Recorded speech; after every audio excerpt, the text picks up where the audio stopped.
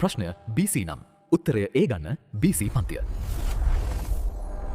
දිල්ෂාන් පතිරණ. අපි හීන වෙනුවෙන් වැඩ.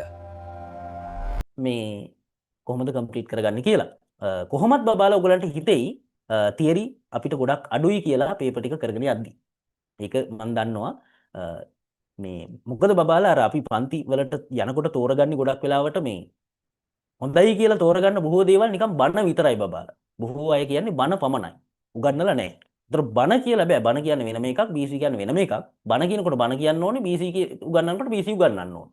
ඒතකොට බන ඉගෙනගෙන BC ලියන්න බැරි නිසා ඔයගලන්ට ගොඩාක් තේරෙයි තියරි වල තියෙන අඩුපාඩු. හරි. ඊගාවට පොලිටිකල් වලත් එහෙමද කියලා අහනවා. පොලිටිකලුත් සාපේක්ෂව විශාල ප්‍රමාණයක් කරනවා. පොලිටිකල් ජියෝග්‍රැෆි මීඩියා මෙන්න මේ සබ්ජෙක්ට් තුන තමයි මේ වෙලාවේ ආර්ට් ස්ට්‍රීම් එකේ බබාලා ඉහළම ප්‍රතිශතයක් කරන විෂයන් බවට පත් වෙලා තියෙන්නේ. හරි. හිරු මට පොඩ්ඩක් මැසේජ් එකක් දාන්න. මට අර එහෙම කිව්වට අදහස නැති නිසා හරියටම මැසේජ් එකක් දැම්මොත් මට හොයන්න පුළුවන් කවුද කියලා බලලා අපි මැසේජ් එකක් දාලා බලාගමු. හරි. WhatsApp දාන්න. හරි. ඊගාවට මම එනවා හරි මං හිතනවා මේ අවුලක් නැහැ කියලා දැන් පේපර් ක්ලාස් එක ගැන අවශ්‍ය තොරතුරු ටික ඔයගලන්ට ලැබුණා කියලා මං හිතනවා. ඒක නිසා මං වැඩේට යනවා.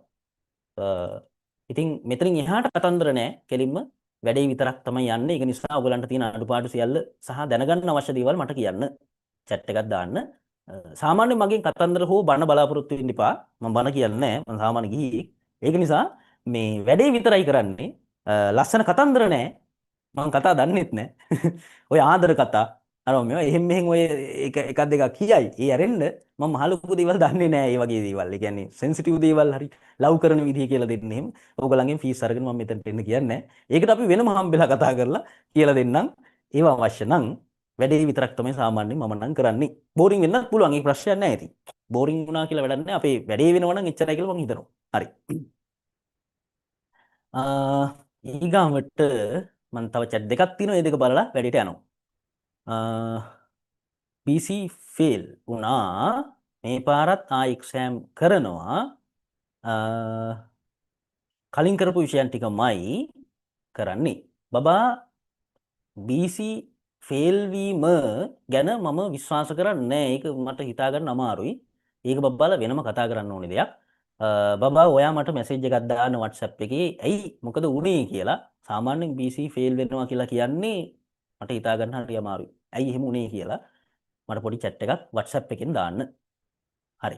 දෙපාරක් නේ. දෙපාරක් කරලා දෙපාරම fail වෙච්ච බබෙක් විදිහට කියන්නේ. මම බබාගේ නම කියන්නේ නැහැ. බබා මට අනිවාර්යෙන් මැසේජ් එකක් දෙන්න WhatsApp එකේ. ඉකෝන් වලත් ඉසඩ් ඩිස්කෝ එක අඩුයිද?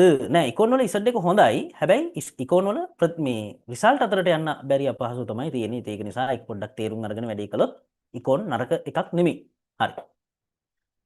එච්චරයි chat තියෙන්නේ. YouTube එකෙත්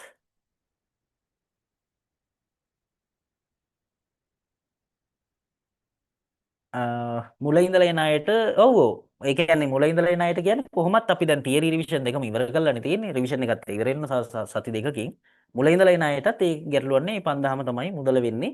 වෙන මේකක් නෑ. මට කෝකටත් මැසේජ් එකක් දාන්න මට කවුද කියලා හොයාගන්න බැරි නිසා. හරිද?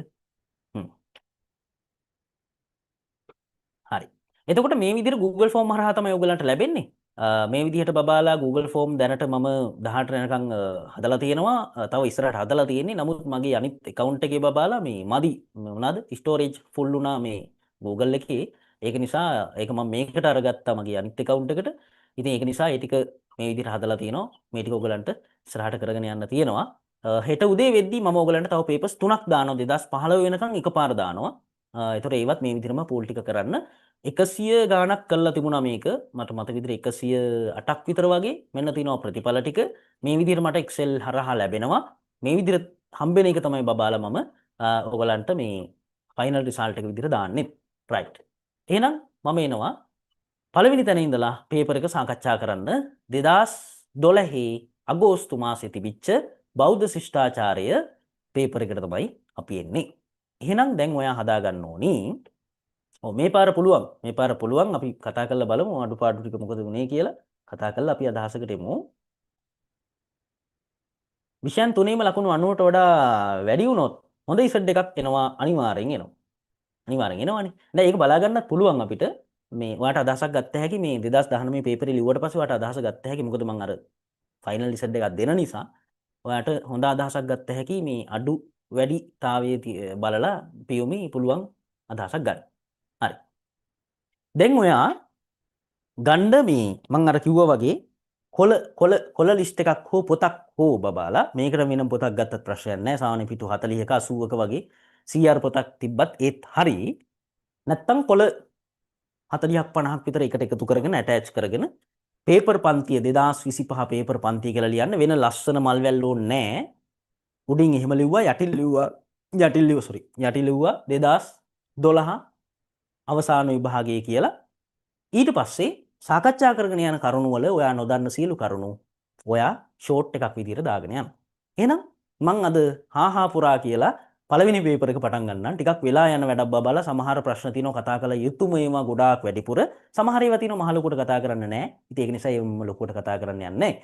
අනිත් කාරණේ ඔයගොල්ලෝ නිකන් බකමූණෝ වගේ බකන් නෙලාගෙන ඉන්නේ නැතුව තියෙන ගැටලුවක් ප්‍රශ්නයක් තියෙන ඕනි මගුලක් අහපියව් මේකේ chat එකක් විදිහට මම අද ඕපන් කරලා නැහැ මේ voice කතා කරන්ද පස්සේ මම ඒක ඕපන් කරනවා මොකද live එකට පස්සේ ළමයි ඔය කොච්චර කිව්වා සාමාන්‍යයෙන් 50කටක් එන්නේ හරිද ඒක ඉතින් මට අදාළ නැහැ මම වැඩේ කරනවා විභාගෙ දක්වා මම වැඩේ කරනවා ඔයා වැඩේ කරගන්නේ ඔයාගේ වැඩක් ඉතින් මට ඒක අදාළ දෙයක් නෙමෙයි හරි ඒක නිසා ප්‍රශ්න ගැටලු තියෙනවා අනිවාර්යෙන් අහන්න chat එකක් විතර දෙන්න අපි එනවා පළවෙනි ප්‍රශ්නෙට මේ පේපර් එක සාපේක්ෂව බබාලා ගොඩක් ලේසි පේපරයක් ඈ අලුත් සිලබස් එකත් එක්ක ගන්නකොට ගොඩක් ලේසි පේපරයක්. වෛදික චින්තනයට අනුව කාමෙහි නොඇලී කටයුතු කිරීම ස්වධර්මයක් වෙන්නේ කාගේද කියලා අහන්න. එතන මේවා ටිකක් ගොම්පාට් ප්‍රශ්න වගේ නිකන් ඔයගලන්ට දැනෙන්නේ නැති කියලා. ස්වධර්ම අනුව කාමයේ නොඇලී කටයුතු කිරීම පැහැදිලිවම ක්ෂත්‍රියන්ගේ ස්වධර්මයක් නේ. එතකොට ක්ෂත්‍රියන්ට අදාළ ස්වධර්ම විස්තර වෙන්නේ බබාලා මනුස්මෘතියේ 1:89 කියන ශ්ලෝකේ 1:89 එතකොට ඒ ශ්ලෝකේ තියෙනවා මෙහෙම අධ්‍යාපන මධ්‍යේනං යජනං යාජනං මේ ප්‍රජානං රක්ෂණං දාන මිච්ඡාදේන මේවච විශේෂව ප්‍රශක්තිශ්ච ක්ෂත්‍රියස්ස සමාසතः. එතන මේ ශ්ලෝකේ අනිවාර්යෙන් පාඩම් කරන්න ඕනිද කියලා ඇහුවොත් අනිවාර්යෙන් නෑ. හැබැයි ක්ෂත්‍රියන්ගේ ස්වධර්ම කෙටියෙන් හඳුන්වන්න කියලා කියනවා නම් අන්නේ හැඳින්වීමදී මේ ශ්ලෝකෙත් පාවිච්චි වෙනවා නම් කෙටි හැඳින්වීමේදී මේ ශ්ලෝකෙත් පාවිච්චි වෙනවා නම් ගොඩාක් දුරට හොඳයි. ඒ නැතත් අනිවාර්යෙන්ම තියෙන්න ඕනි මේ ස්වධර්ම හා සම්බන්ධ හැඳින්වීම. ගොඩාක් ළමයින්ට මේ තියරි වල මෙන්න මේ හැඳින්වීමක් නැහැ. නිකම් මොහේ ස්වධර්ම ටික තියෙනවා භාගද ශ්ලෝකෙත් නැහැ. ශ්ලෝකෙ තිබ්බත් ස්වධර්ම ටික තියෙනවා පහ ඉච්චරයි. හය ස්වධර්ම හය තියෙනවා ඉච්චරයි. බබාලා ස්වධර්ම හය විස්තර කරන්න කිව්වම කොහොමද විස්තර කරන්නේ? ක්ෂත්‍රියන්ට අයත් වන ප්‍රධාන කාර්යය වන්නේ ප්‍රජාව පාලනය කිරීම හෙවත් රට පාලනය කිරීමයි.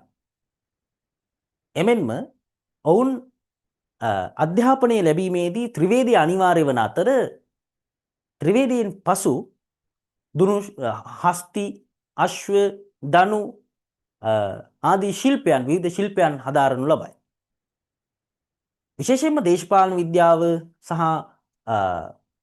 ආර්ථික විද්‍යාව ආදී විෂයන් පිළිබඳවත් ඒගොල්ලෝ අධ්‍යාපනය ලබයි. රජවරු බොහෝ ධනයක් වියදම් කර යාගහෝම පැවැත්වූ අතර බමුණන්ට මහා ධනයන් වැය කර දන් පිළිගන්නෝ පිරිසකි. අන්න ඒ වගේ අර ස්වධර්ම අතර හැඳින්වීම විස්තරයක් තිබිය යුතුයි වාගාව. කෙටියෙන් හඳුන්වන්න කිව්වොත් හඳුන්වන්න තියෙන්න එපා මොන හරි. මගුලත් ඒක හඳුන්වන්න තියෙන්න එපා. ගොඩක් ළමයින්ට එහෙම නැහැ. ඉතින් ඒක නිසා ඒ ගැන පොඩ්ඩක් සැලකිලිමත් වෙන්න. මේ වගේ අඩුපාඩු ගොඩාක් තියෙනවා. බලමු. එහෙනම් දැන් ඔයාට අවබෝධයක් තියෙනවා.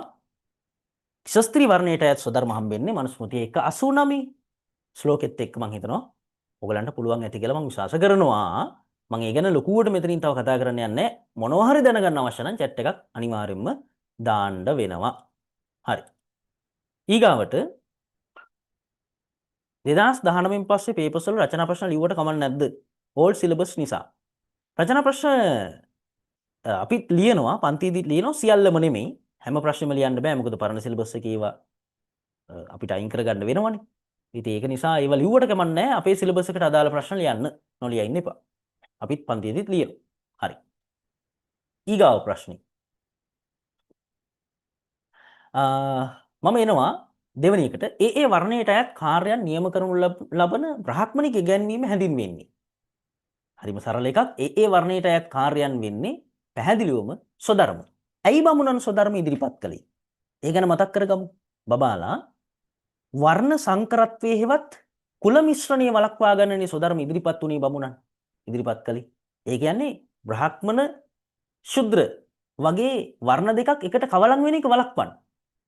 බමුණන්ට නම් නියමිත වෙනම කාර්යයන් පවරලා තිබුණා. ශුද්‍රයන්ට වෙනම කාර්යයන්. ශුද්‍රය තමයි පහත් කාර්යයන් කරන්නේ. එතකොට දෙගොල්ලෝ පෑහෙන්නේ නැහැ, ගැලපෙන්නේ නැහැ. ගැලපෙන්නේ නැති නිසා කවදාවත් දෙගොල්ලෝ එකට එකතු වෙන්නේ නැහැ, මිශ්‍ර වෙන්නේ නැහැ. ඒ නිසා කුල ભેදය අභේදනීයව පවත්වා ගැනීම සඳහා බමුණන් විසින් ඉදිරිපත් කළ ප්‍රධානම ඉගැන්වීම ස්වධර්ම කියලා අපිට හඳුන්වන්න පුළුවන්. ස්වධර්ම කියන්න පුළුවන්. වර්ණ ධර්ම දන්නවා, ආශ්‍රම ධර්ම දන්නවා. දන්නේ නැත්නම් මගෙන් අහන්න. ඒ නිසයි මම මේ ඉස්සරහට යන්නේ. අර පොඩිම දේවල් පවා කතා නොකර ඉන්න. ඊට වැඩි බොහෝ දේවල් තියෙන ඉස්සරහට කතා කරන්න. ඒක නිසා ආපත් ධර්ම දන්නෝ, නියාම ධර්ම කියන්නේ මොනවද? මං කිව්වනේ අපි මේ පේපර් කතා කරනකොට හැම මගුලම කතා කරනවා. අපේ භාෂාවෙන් කියන්නේ හැම මගුලම කතා කරනවා. මේකේ එක මගුලක්වත් තියන්න බෑ දන්නේ නැති ඒවා. කිසි මගුලක් තියෙන්න බෑනේ දන්නේ නැතුව. නියාම ධර්ම. අන්න ඒ වගේ සමහර ඒවාක් තියෙනවා හොඳේ. දැන් ඉස්සරහට යද්දී ඔයා දන්නේ නැති වර්ණ තියෙනවා, වචන තියෙනවා. එකක්වත් ඉතුරු කරන්නේ නැහැ. බබාලා නියාම ධර්ම කියලා කියන්නේ පංච නියාම ධර්ම.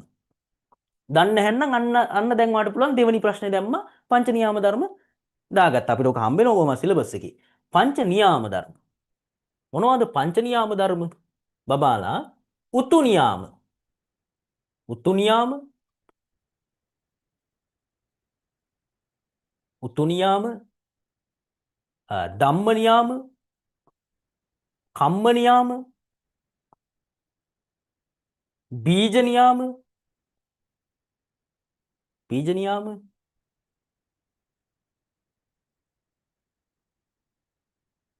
උතු නියාම, ධම්ම නියාම, කම්ම නියාම, බීජ නියාම.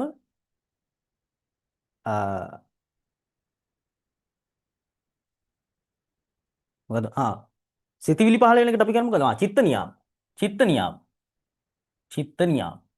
උතු, ධම්ම, කම්ම, බීජ, චිත්ත. උතු නියාම කියන්නේ ඍතු වෙනස් වෙන එක, කර්මයට අදාළ දෙයක් නෙමෙයි කියන එක.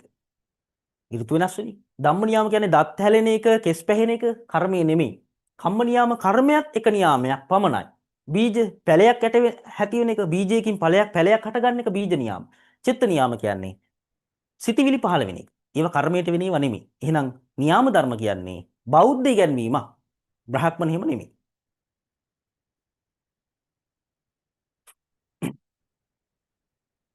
මං එනවා ඊගාවෙකට. තුන්වෙනි කාරණේ. ඒවැ ඔයා නොදන්න තැන් තියෙනවා නම් මට කියන්න. මම අර වේගෙන් යනවා වුණාට බබාලා ඔයා නොදැන ගිහිල්ලා හරියන්නේ නැහැ. මට තේරෙන්නේ නැහැ මට ඔයාගේ හිත කියවන්න බෑ. ඒ නිසා ඔයා ඉන්න මට්ටම එක එක්කෙනා එක එක මට්ටම් වල ඇත්තේ. ඒක නිසා ගැටලු ප්‍රශ්න තියෙනවා මගෙන් අහන්න. අනිවාර්යෙන් කතා කරනවා. මේ මට අහුවෙන්නේ නැති ඒවාක් තියෙන්න පුළුවන් ඉස්සරහට මේ අතර ඔයා නොදන්න ඒවා. ඒ හැම එකම අහන්න. සත්‍ය හා ලෝකයේ පිළිබඳ විවිධ ආගමික අදහස් බුද්ධ කාලීන ಭಾರತයේ සමාජය තුළ ගොඩනැගිලා තිබුණා. ඒවා නියතිවාදී, පුබ්බේගත හේතුවාදී, හේතු අප්පච්චේවාදී. දැන් නියතිවාදී කාගේද? මක්කලි ගෝසාලගේ. පුබ්බේගත හේතුවාදී මාත් එක්ක මතක් කරගෙන යම්. මාත් එක්කම හිතන්න. පුබ්බේගත හේතුවාදී නිගණ්ඨනාත පුත්ත. අහේතු අප්පච්චේවාදී මක්කලි ගෝසාල. උච්ඡේදවාදී කාගේද? මරණින් පසු උච්ඡේදයට යනවා කියලා කිව්වේ බබාලා. මරණින් පස්සේ නැවත උපතක් නැහැ කියන එක තමයි උච්ඡේදවාදී කියන එකේ තේරුම. මරණින් පස්සේ උපතක් නැහැ කියලා කිව්වේ කවුද? උපතක් නැහැ කියලා කිව්වේ අජිත කේසකම්බල. අජිත කේසකම්බල කිව්වා අපි කරන ක්‍රියාවන් මේ ජීවිතයෙන් පස්සේ ඉවරයි. ණය වෙලා හරි ගිතෙල් කාපල්ලා. මරුණට පස්සේ අපේ ශාරීරික අලු ගොඩක් බවට පත් වෙනවා. එච්චරයි. නැවත ඉපදෙන්නේ නැහැ. උච්ඡේදවාදී.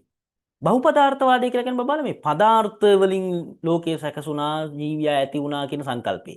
ඒක බබාලා සප්තකායවාදී කියන එකටත් ගැලපෙනවා. සත්තාවාදී කියන එකටත් ගැලපෙනවා.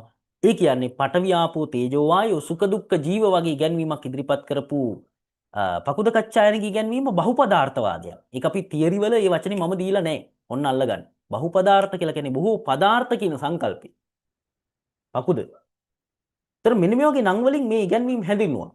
මේ අතර සත්‍ය හා ලෝකේ මම පාලනය කරන විශ්ව බලයකින් සමාජයේ ප්‍රබය වුණා කියලා පිළිගත්තා. ඒ කියන්නේ ඊශ්වර නිර්මාණවාදී. ආගමික දේශපාලනික ආර්ථික ගෘහස්ථාදී සමාජ සංස්ථා නිර්මාණය වූයේ එහි ප්‍රතිඵලයක් වශයෙන් මෙම පිළිගැනීමට පදනම් වෙලා තියෙන්නේ මොකද්ද කියලා යහන්න. බබාලා මේ සමස්ත ප්‍රශ්නෙම කියන්නේ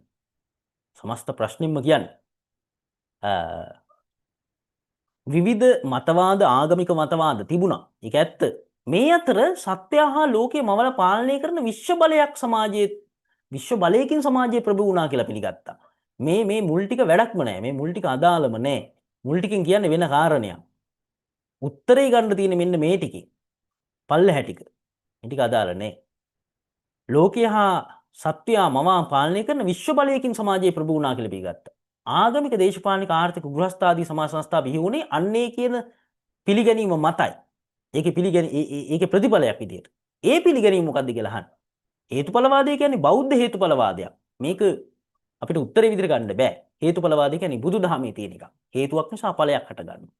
පුබ්බේගත හේතුවාදයේ සියල්ල පෙර කරන ලද කර්ම අනුව සිදුවේ.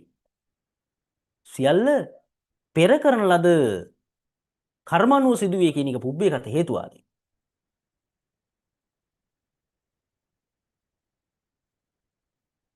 හරිද? නියතිවාදය කියලා කියන්නේ සියල්ල පෙර සැලැස්මකට අනුව සිදුවේ කියන එක. මම ටිකක් අර සමහර ඒවා ස්ලෝ කරන්නම් මට හිතෙනවා සමහර බබාලට ඒවා නැති අය ඉන්නවනම් ඒවා අල්ලගන්න වෙලාව තියෙන්න ඕනි කියලා. සමහර තැන්වල මම ස්ලෝ කරන්නම්. වේගින්ම ගියොත් ඇත්තටම තේරුමක් නැති වෙනවනේ. ඒ හින්දා නීතිවාදය කියන්නේ සියල්ල පෙර සැලැස්මකට අනුව සිදුවේ. මක්කලීගේ. අහේතු අපච්චේවාදයටමයි අදිච්ච සමුප්පන්නවාදය කියලා කියන්නේ. අහේතු අපච්චේවාදයටමයි අදිච්ච සමුප්පන්නවාදය කියන්නේ. කියන්න ඕනේ අදිච්ච මහ ප්‍රාණ ගන්නත් පුළුවන් සමුප්පන්නවාදය. ඒකෙන් කියවෙන්නේ සියල්ල හේතුප්‍රත්‍ය රහිතව වෙනවා කියලා. හේතුවක් ඵලයක් නැහැ. මේ ලෝක කිසිම දෙයකට හේතුවක ප්‍රතිඵලයක් නැහැ. අදිච්ච සමුප්පන්න නැත්නම් හේතුප්පච්චවාදී. බබාලා ඉස්සර නිම්මානවාදී කියන්නේ පාලියෙන්. ඕක ඔයා සංස්කෘතියෙන් තමයි ඉගෙනගෙන තියෙන්නේ. ඒ නිසා ඔයා කල්පනා කරනවා ඉස්සර නිම්මානවාදී වෙන එකද දන්නේ නැහැ කියලා හිතෙන්න පුළුවන්. පාලියෙන් ඉස්සර නිම්මානවාදී කියලා කියන්නේ කොහොම? තත් සමම තියෙන්න එපේ. පාලි වචනම තියෙන්න එපේ. සංස්කෘතියෙන් ඊශ්වර නිර්මාණවාදී. ඊශ්වර නිර්මාණවාදී. සංස්කෘති. සිංහලෙන් බමුණු නිමැවුම. බමුණු නිමැවුම් වාදය කියන්නේ සිංහලෙන්. බමුණු නිමැවුම් වාදය. සිංහලෙන්. හරි? එහෙනම් උත්තරේ එන්නේ ඊශ්වර නිර්මාණවාදය සත්‍ය හා ලෝකීය මහා බල සම්පන්න දෙයක් කෙනෙක් විසින් නිර්මාණය කළා කියලා පිළිගත්තේ. නේ? ඕකයි කතාව. අපි යමු ඉස්සරහට මොන හරි ගැටලු තියෙනවා නම් අහන්න. වෙලා යන නිසා මම ටිකක් වේගෙන් යන්නේ බබාලා. ඔයගලන්ට තේරෙනවා පේපර්ස් අපි කීයක් ඉවර කරගන්න ඕනිද කියලා මේ සැප්තැම්බර් 8 මේ 10 වෙනිදා වෙනකොට 2018 වෙනකන් අපි ඉවර කරගන්න ඕනේ. 10 වෙනිදා වෙනකොට මම බලමු උපරිම try එක දෙනවා 10 වෙනිදා වෙනකොට සම්පූර්ණයෙන් පේපර් 12 ඉඳලා 8 වෙනකම් ඉවර කරන්න. එහෙම ඉතුරු වෙන්න පුළුවන් එකක් දෙකක්. නැත්තම් අපිට කාලේ මදි වෙනවා. ඒක නිසායි යන්නේ මෙහෙම. දිනක් අජාසත් රජතුමා එක් ප්‍රකට ශාස්ත්‍රූවරයෙක් වෙත ගිහිල්ලා ආත්ම භාවයේදීම අත්දැකිය හැකි ශ්‍රමණ ඵලයක් දැක්විය හැකි දැයි විමසන ලදුණු. අජාසත් රජුගේ පරලොවක් අද්දැයි මගෙන් විමසුවහොත් පරලොවක් නැතයි මම අදහස් වී නම් පරලොවක් නැතයි කියමු. කවුරු හරි මගෙන් අහුව පරලොවක් තියෙනවද කියලා මට හිතුනොත් නෑ කියලා මං කියනවා නෑ කියලා. එසේයි මගේ අදහසක් නැත කියලා කියමු. මේක කියනකොටම ඔයාට තියරි වලින් ඔලුවට එන්න ඕනි. මේ කවුද සහ මේ මොන ඉගැන්වීමද කියලානේ. එහෙත් ඒ බඳු අදහසක් මට නැත්තම් පරලොවක් නැතයි කියලා කියනවා. අන්න ඒ විදිහට උත්තර දෙනවා. පරලොව ජීවිතයේ කුසල අකුසල කර්මඵලය, කර්ම විපාක, මරණින් මසු සත්‍යයේ පැවැත්ම මේ මොනව ඇහුවත් මම මේ විදිහට උත්තර දෙනවා කියලා එයා කියනවා. මේ විදිහට ප්‍රකාශයක් කළේ දීඝනිකායේ සාමාන්‍යඵල සූත්‍රයේදී කවුද? මේ ආකල්පයේ දරුවේ කවුද කියලායි ප්‍රශ්නේ අහන්නේ. පැහැදිලිව මෙතන තියෙන්නේ පංච නිෂේධන ක්‍රමයේනි බබාලා. පංච නිෂේධන ක්‍රමය. පංච නිෂේධන ක්‍රමය අනුගමනය කළේ පංච නිෂේධන ක්‍රමය අනුගමනය කළේ සංජය බෙල්ලට්ටි පුත්තනි. සංජයගේ ප්‍රධාන ඉගැන්වීම් දෙකයිනේ. දෙකට වඩා තියෙනවා. නමුත් අපි ප්‍රධාන ඉගැන්වීම් දෙකක් විදිහට කොටස් කරගන්නවා. එකක් අමරා වික්කේපවාදී. අමරා වික්කේප. අමරා වික්කේපවාදය.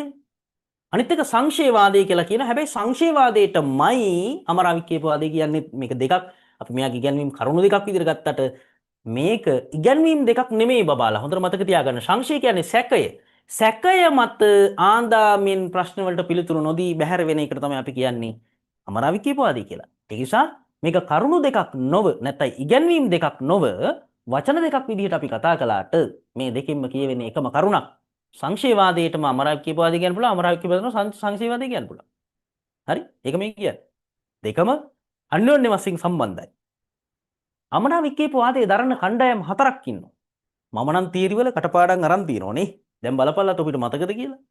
අමරා වික්කේපවාදයේ දරන කණ්ඩායම් හතරයි. 1 2 3 4 වශයෙන් අපිට බෙදන්න පුළුවන්. මුසාවාද බය මුසාවාද පරිජය ගුච්චා. මේවා ඉස්සරහට හම්බෙන නිසා මම දැනට මෙහෙම කියාගෙන යන්නම් මේවා ඩිරෙක්ට් හම්බෙනව ප්‍රශ්න හොඳයි. ඩිරෙක්ට් හම්බෙනවා. මේ ප්‍රශ්න ඩිරෙක්ට් ෆයිනල් එකේ හම්බෙනවා. ඒ තැන්වලදී මම මේ ටික ලිස්ට් එකක් විතර දෙන්නම්. දැනට මතක් කරලා විතරක් ඉන්න නැත්නම් ඔයා කල්පනා කරා මේකේ මුකුත් ලියා ගන්න හම්බෙන්නේ නැහැ මේ කියලා. නෑ ඒවා හම්බෙනවා. ඔයා ලියා ගන්නත් හම්බෙනවා නැති අයට. මේ දැනට මම මතක් කරගෙන විතරක් යන්නම්. අර ප්‍රශ්නවලදී ඩිරෙක්ට් හම්බෙන තැන්වල ලියා ගන්න සාකච්ඡා කරමු. අනුയോഗ බය අනුയോഗ පරිජය කොච්චා. නේ? ඊගාවට මන්දත්තා මොමුහන්ත ආදි වශයෙන් හතර කණ්ඩායම් හතරක් අපිට අඳුර ගන්න පුළුවන් අමරා වික්කේපවාදී දරන. ඉතින් මේ වගේ ඉගැන්වීමක් කළේ පැහැදිලිවම සංජය බෙල්ලට්ටි පුත්ත. මේකට අපි කියනවා පංච නිෂේධන ක්‍රමයනේ. පංච නිෂේධන ක්‍රමය. දැන් නම් ගොඩාක් ඒවා ඔයගලන්ට මුල් හරිය හම්බෙන්නේ දන්න කියන ඒවා වෙන්න පුළුවන්. හැබැයි මැද හරියවා දන්නවා සමහර ප්‍රශ්න තේරෙන්නේ නැහැ. පස්වෙනිකට එනවා. పూర్ව වෛදික යුගයේදී ಭಾರತೀಯ සමාජය තුළ කාන්තාවන්ට ප්‍රමාණවත් ආගමික නිදහසක් හිමිව පැවති බව සාධක දැකිය හැකි වුවද බ්‍රාහ්මණ යුගයේදී එම අදහස මුළුමනින්ම අහිමි වූ බවක් දක්නට ලැබේ. එසේ වුවද බුදු සමයෙන් කාන්තාවන්ට පූර්ණ ආගමික නිදහසක් ප්‍රදානය කොට ඇති බව සනාථ වන්නේ. බුදුදහමෙන් කාන්තාවන්ට පූර්ණ ආගමික නිදහසක්. භාගයක් එහෙම නෙමෙයි පූර්ණ සම්පූර්ණ. මේකෙත් හොඳට බලන්න අන්ඩර්ලයින් කරගන්න බබාලා උත්තර ලියන්න කරන්න කලින් හරියට ගහන්න කලින් වැදගත් පොයින්ට් අන්ඩර්ලයින් කරන්නම ඕනි. කාන්තාවන්ට පූර්ණ ආගමික නිදහසක්. හරි මෙතන වැදගත්. මෙතන අතෑරියොත් සම්පූර්ණ උත්තරෙන් වරදින්න පුළුවන්. ආගමික නිදහසක්. කාන්තාවන්ට පැවිද්දට ඉඩ ලබා දීම තුළ ආගමික නිදහසක් තියෙනවා. ඒක ටිකක් ගැලපෙනවා අපි තියාගෙන යන් ඉස්සරහට.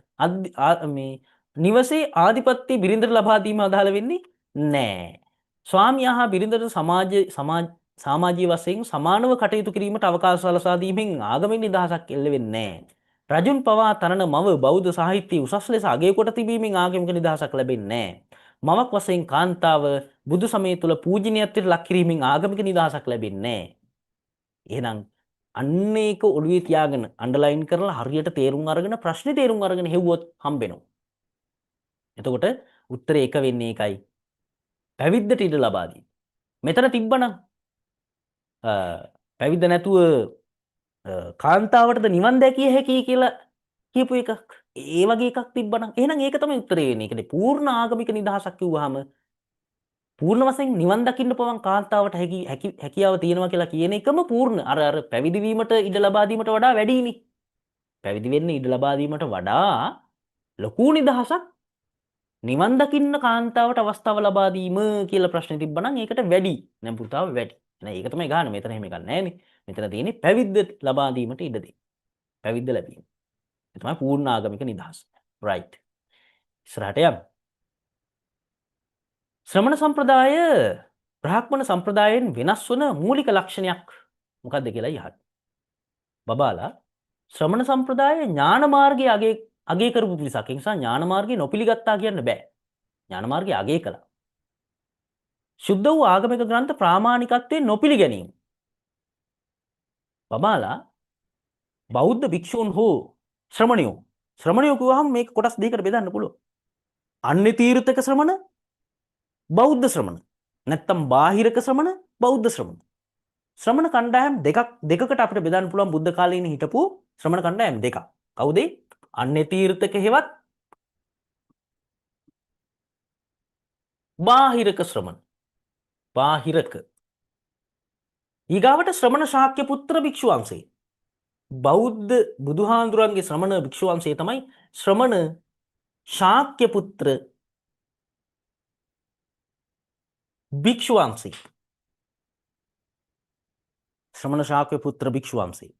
එතකොට මේ විදිහට කොටස් දෙකකට බෙදුවාම මේ කණ්ඩායම් දෙකම අයිති ශ්‍රමණ කියලා පොදු කුලයක. ශ්‍රමණ කිව්වහම මේ දෙගොල්ලම අයිති. බෞද්ධ ශ්‍රමණ කිව්වොත් මේගොල්ලෝ විතරයි. ශ්‍රමණ ශාක්‍ය පුත්‍රයෝ විතරයි. අන්න තීර්ථකයෝ නැත්තම් වෙනත් ශ්‍රමණයෝ බෞද්ධ නොවන භික්ෂුන් කියලා නම් අන්න තීර්ථකයෝ තමයි. ශ්‍රමණ කිව්වහම මේ දෙගොල්ලම අයිති. බෞද්ධද ඒක අදාළ නැහැ. සියලුම දෙනා ශ්‍රමණයෝ. එතකොට කිසිම ශ්‍රමණෙක් සුද්ධ වූ ආගමික ග්‍රන්ථ කියලා කියන්නේ බබාලා දෙවියන් වහන්සේ විසින් ප්‍රකාශ කරපු දෙවියන් වහන්සේගේ ඉගැන්වීම් ඇතුළත් ග්‍රන්ථවලට අපි සුද්ධ වූ ආගමික ග්‍රන්ථ කියන්නේ. එහෙනම් ඒවා ශ්‍රමණයෝ පිළිගන්නේ නැහනේ. පිළිගන්නේ නැහැ. අනීශ්වරවාදී නොපිළිගැනීම. අනීශ්වරවාදී කියන්නේ ඊශ්වරවාදී කියන එකේ ඊශ්වර නිර්මාණවාදී කියන එකේ විරුද්ධ අදහස. අනීශ්වරවාදයේ පිළිගැනීම තමයි ශ්‍රමණයෝ. නොපිළිගැනීම නෙමෙයි. ඊශ්වරවාදයේ පිළි නොගැනීම කිව්වනම් හරි. අනීශ්වරවාදයේ පිළිගැනීම ශ්‍රමණයන්ට අදාළයි. ශ්‍රමණය එහෙම කළා. අනීශ්වරවාදයේ පිළිගැනීම. අත්තිකිලමතාන යෝගය නොපිළිගැනීම. ශ්‍රමණයෝ අත්තිකිලමතාන යෝගය පිළිගත්තා. බෞද්ධ ශ්‍රමණයෝ නම් ඒක පිළිගත්තේ නැහැ. ඒක හරි. හැබැයි පොදුවේ අපි දැන් අරගෙන තියෙන්නේ ශ්‍රමණ කියන එක. ඒ නිසා අත්තිකිලමතාන යෝගය පිළිගත්තා ශ්‍රමණයෝ. බමුණු පිළිගත්තේ කාමසුකල්ලිකාන යෝගය. අනගාരിക ප්‍රතිපදාව නොපිළිගැනීම නෙමෙයි. අනගාരിക ප්‍රතිපදාව පිළිගැනීම ශ්‍රමණයන්ට අදාළයි. අනගාരിക ප්‍රතිපදාව පිළිගත්තා. බමුණු පිළිගත්තේ අගාരിക ප්‍රතිපදාව. අගාരിക කියලා කියන්නේ බබාලා ගෘහයක වාසය කරන ගෘහ ජීවිතයක් ගෙවන අගාരിക කියන වචනේ තේරුම ගෘහ දිවියක් ගෙවන කියන.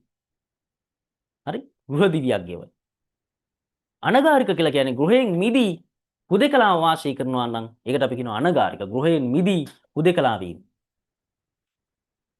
හරි. ඒතර ඒකේ උත්තරේ ඉන්නේ 2. ඇයි? සුද්ධ වූ ආගමික ග්‍රන්ථ ප්‍රාමාණිකත්වයෙන් පිළිගත්තේ නැහැ. ප්‍රාමාණිකත්වයෙන් කියලා කියන්නේ බබාලා මේ ස්ථීර වශයෙන් නැත්තම් ඒවා සත්‍ය වශයෙන් නැත්තම් හරිම දේවල් විදිහට පිළිගත්තේ නැහැ කියන්නේ. ප්‍රාමාණික වශයෙන්. right. 7 වෙනි එකට එනවා. බුද්ධ කාලීන ಭಾರತයේ ජනපද 16කට බෙදී තිබුණා. මේවායින් සමහරක් ගණතන්ත්‍ර රාජ්‍ය වූ අතර මගධ කෝසල වත්ස අවන්ති යන රාජ්‍යවල රාජාණ්ඩු ක්‍රියාත්මක වුණා. මෙම රාජාණ්ඩු අතරින් අවන්ති රාජ්‍යයේ බුද්ධ කාලීන පාලකයා. මේකට නම් අපි කවියකුත් හදාගෙන තිනවා පන්තිවලනේ. අවන්ති චණ්ඩ පජ්ජෝත නගරේ උදේනිය නම් මුණු හැටි. කවි හතර මතක නම් මේක කිසිම ළමෙක්ට වරදින්නේ නැහැ. ජනපද වලින් මෙහෙම ප්‍රශ්නයක් ආවොත් කාටවත් වරදින්නේ නැහැ. අංගේ චම්පා මගදේ බිම්බිගි ගිරිරජ පටලි මගදාජ සත්ගි කෝසලේ කාසිය නගරේ බරණැස විය දෑවැදි බිම්බිගි ශ්‍රාව උතුරයි කුසා දකුණයි දෙකේ අයිතිය කොසොල්ගේ වජ්ජි ලිච්ඡවි 7000 ගණන් එකතු වී කළ වේසිගේ. ඕනේ. ඔහොමයි අපි නම් පාඩම් කරේ. අපේ ඌත් ඉන්නවත් දන්නේ නැහැ ඔක්කොම පාඩම් කරලා. කොහොමනත් ඕවා කරපුවා සහ වැඩ කරපුවා. ඉතින් කෙලින්ම එනවා සිංහලනේ. අවන්ති චණ්ඩ පජ්ජෝත නගරේ. අවන්තියේ අගනුවර මේ අවන්තියේ පාලකයා චණ්ඩප්පජ්ජෝත රජුරෝ නගරේ උදේනිය. ඇවිල්ලා තියෙන්නේ. මම එතන ඊට වැඩි කතා කරන්න යන්නේ නැහැ. ඊට වැඩි දෙයක් කතා කරන්න නැති නිසා ඉස්සරහට යමු. එතකොට පහනේ උත්තරේ එන්නේ 8. සමාජ ප්‍රභවය පිළිබඳ බ්‍රාහ්මණ චින්තනය වූ නිර්මාණවාදයේ ප්‍රතික්ෂේප කරන බුදු සමය සමාජීය ආර්ථික දේශපාලනික පාරිසරික හා මනෝමූලික ආදී සාධක පදනම් කරගෙන හේතුඵලවාදීව සමාජයේ පරිණාමය වුණා කියලා අග්ගඤ්ඤ සූත්‍රයේ පෙන්නනවා. මම මතක ඇති තියරි වල අපේ හිටපු බබාලට තියරි වල මේ ටික කරද්දි මම හයිලයිට් කරෙව්වා. සමාජීය ආර්ථික දේශපාලන පාරිසරික සහ මනෝවිද්‍යාත්මක සාධක බලපෑවා කියලා සමාජ පරිණාමය හා විකාශන කතා කළා ඒක. ඔන්න තියෙන ප්‍රශ්න. ඒ විදිහටම තියෙනවා ඕන්න. ඒ අනුව රාජ්‍යත්වයේ ප්‍රභවයේ සිද්ධ වුණේ කොහොමද කියලා අහන්න. අපි දැක්කා ආභස්වර බ්‍රහ්ම ලෝකයේ ඉඳලා ආපු ජීවීන් රසපටවි ආහාරයට අරගෙන භූමි පප්පටක බදාලතා වැල් ස්වංජාත සහල් ආහාරයට අරගෙන ක්‍රමයෙන් ශරීර රළු වෙලා ස්වංජාත සහල් තම තමන්ගේ කොටස් වෙන් කරගන්න කටයුතු කළා. එහෙම වෙන් කරගන්න බැරි වෙච්ච පිරිස දිලිඳු වුණා. දිලිඳුකම නිසා අසත් ධර්ම රැසක් සමාජය තුළ බිහි වුණා. නේ? අදනානන් ධනී අනුප්පදීයමානේ දාලිද්‍යං වේපුල්ල මගමාස්. දිලින්දන්ට ධනෙ නොමැති නිසා දිලිඳුකම ඇති වුණා. දිලිඳුකම ඇතිවීම නිසා අසත් ධර්ම රැසක් බිහි වුණා. මතක් කරමු අපි. දිලිඳුකම නිසා සොරකම, සොරකම නිසා අවියායුධ නිසා ප්‍රාණඝාතය, ප්‍රාණඝාතය නිසා මුසාවාදී. මෙන්න අසත් ධර්ම පහක් ඇති වෙච්ච අනුපිළිවෙල පැහැදිලි වූ අපි කතා කරලා තියෙනවා. සොරකම නිසා දිලිඳුකම නිසා සොරකම නිසා ප්‍රාණඝාතය නිසා දිලිඳුකම නිසා සොරකම නිසා අවියායුධ සත්තං වේපුල්ල මගමාසිනි මහ ප්‍රාණ සත්තං මේ තැන් අමතක කරන්න එපා. සත්ත අවියායුධ ඊට ප්‍රාණඝාතයේ මුසාවාදී මේ පිළිවෙලට තමයි සමාජ අසත් ධර්ම ටික ඇති වුනේ. එතකොට බබාලා රාජ්‍යත්වයේ ප්‍රබය වුණේ අන්න අර කියන වෙන් කරගත්ත කොටස් වලින් හොරකම් කරන්න පටන් ගත්තා. හොරකම නැති කරන්න පාලකෙක් පත් කරගත්තා. ප්‍රතාපවත් පාලකෙක් පත් කරගත්තා. ඒ පාලකයා මහා සම්මත කියලා හැඳින්වුවා. ඔහුගේ එකම කාර්යය වුණේ ඔහුගේ කාර්යයන් බවට පත් වුණේ ඔහුට කාර්යයන් 3ක් පැවරුණා. කාර්යයන් 3ක්. සොරකම් කරන අයට දඬුවම් දීම, නෙරපීම, ගැරහීම. දඬුවම, නෙරපීම, ගැරහීම කියන කරුණු තුනට තමයි පාලකෙක් පත් කරගත්තේ. මහා සම්මතව පත් කරගත්තේ. දඬුවම, නෙරපීම, ගැරහීම. ඔහු කෙත්වතු වලට අධිපති නිසා, ඒවා රැක බලා ගන්න කෙනා නිසා කෙත්තානං අධිපති තීකෝ වාසෙට්ට කත්තියෝ කියලා නම යෙදුණා. එහෙනම් කර්ම විපාක සිද්ධියන් නිසා නෙමෙයි රජවරු බිහි වුණේ. පාරම්පරික උරුම නිසාත් නෙමෙයි. දේව නිර්මාණවාදීකුත් නෙමෙයි, දෙවියන් නෙමෙයි පාලකයා නිර්මාණය කළේ. මහජන සම්මුතියේ ප්‍රතිඵලයක් විදිහට මහා සම්මත කියන නමින් තමයි පාලකයෙක් බිහි වුණේ. එහෙනම් මහජන උද්ඝෝෂණයකුත් නෙමෙයි. උත්තරී 4 වෙන්නේ ඒකයි. මහා සම්මුතියක් විදිහට සම්මතයක් විදිහටපත් වුණා. 9ට එමු. ඊශ්වර නිර්මාණවාදී, පුබ්බේකත හේතුවාදී, අහේතුකවාදී යනාදී ඉගැන්වීම් වලට සාපේක්ෂව බුදු සමයේ හොඳ නරක තෝරා බේරාගෙන කටයුතු කිරීමට පුද්ගලයාට ස්වච්ඡන්දතාවක්, දෙවනි වාරයේ ස්වච්ඡන්දතාවයේ, ස්වාධීනත්වයේ, වගකීම කියන පාඩමය. ස්වච්ඡන්දතාවයක් ඇතැයිද යම් ක්‍රියාවක් ආරම්භ කිරීමටත් නොකඩවා පවත්වාගෙන යාමටත් බාධා ජය ගැනීමටත් හැකියාව ඇතැයිද අවධාරණය කරනවා. ඒ මගින් තහවුරු වෙන්නේ මොකද්ද කියලා අහන්න. ඔය ස්වච්ඡන්දතාවය කියන පාඩමෙදින් මම දීලා තියෙනවා. අංගුත්තර නිකායේ අත්තකාර සූත්‍රය. අංගුත්තර නිකායේ අත්තකාර සූත්‍රය. අත්තකාර සූත්‍රය. කරුණු 6ක් තියෙනවා බබාලා යම්කිසි ක්‍රියාවක් ආරම්භ කරලා ඉදිරියට පවත්වාගෙන යාමේදී ඇති කරගත යුතු. එසේ ඇති කරගත යුතු වීරිය කොටස් 6ක් තියෙනවානේ. 6ක් තියෙනවා.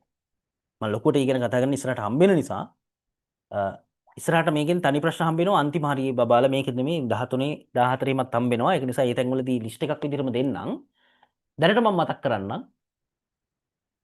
බබාලා මේ ආරම්භ ධාතු, නික්කම ධාතු, පරක්කම ධාතු, තාම ධාතු, තිති ධාතු, උපක්කම ධාතු කියන කරුණු.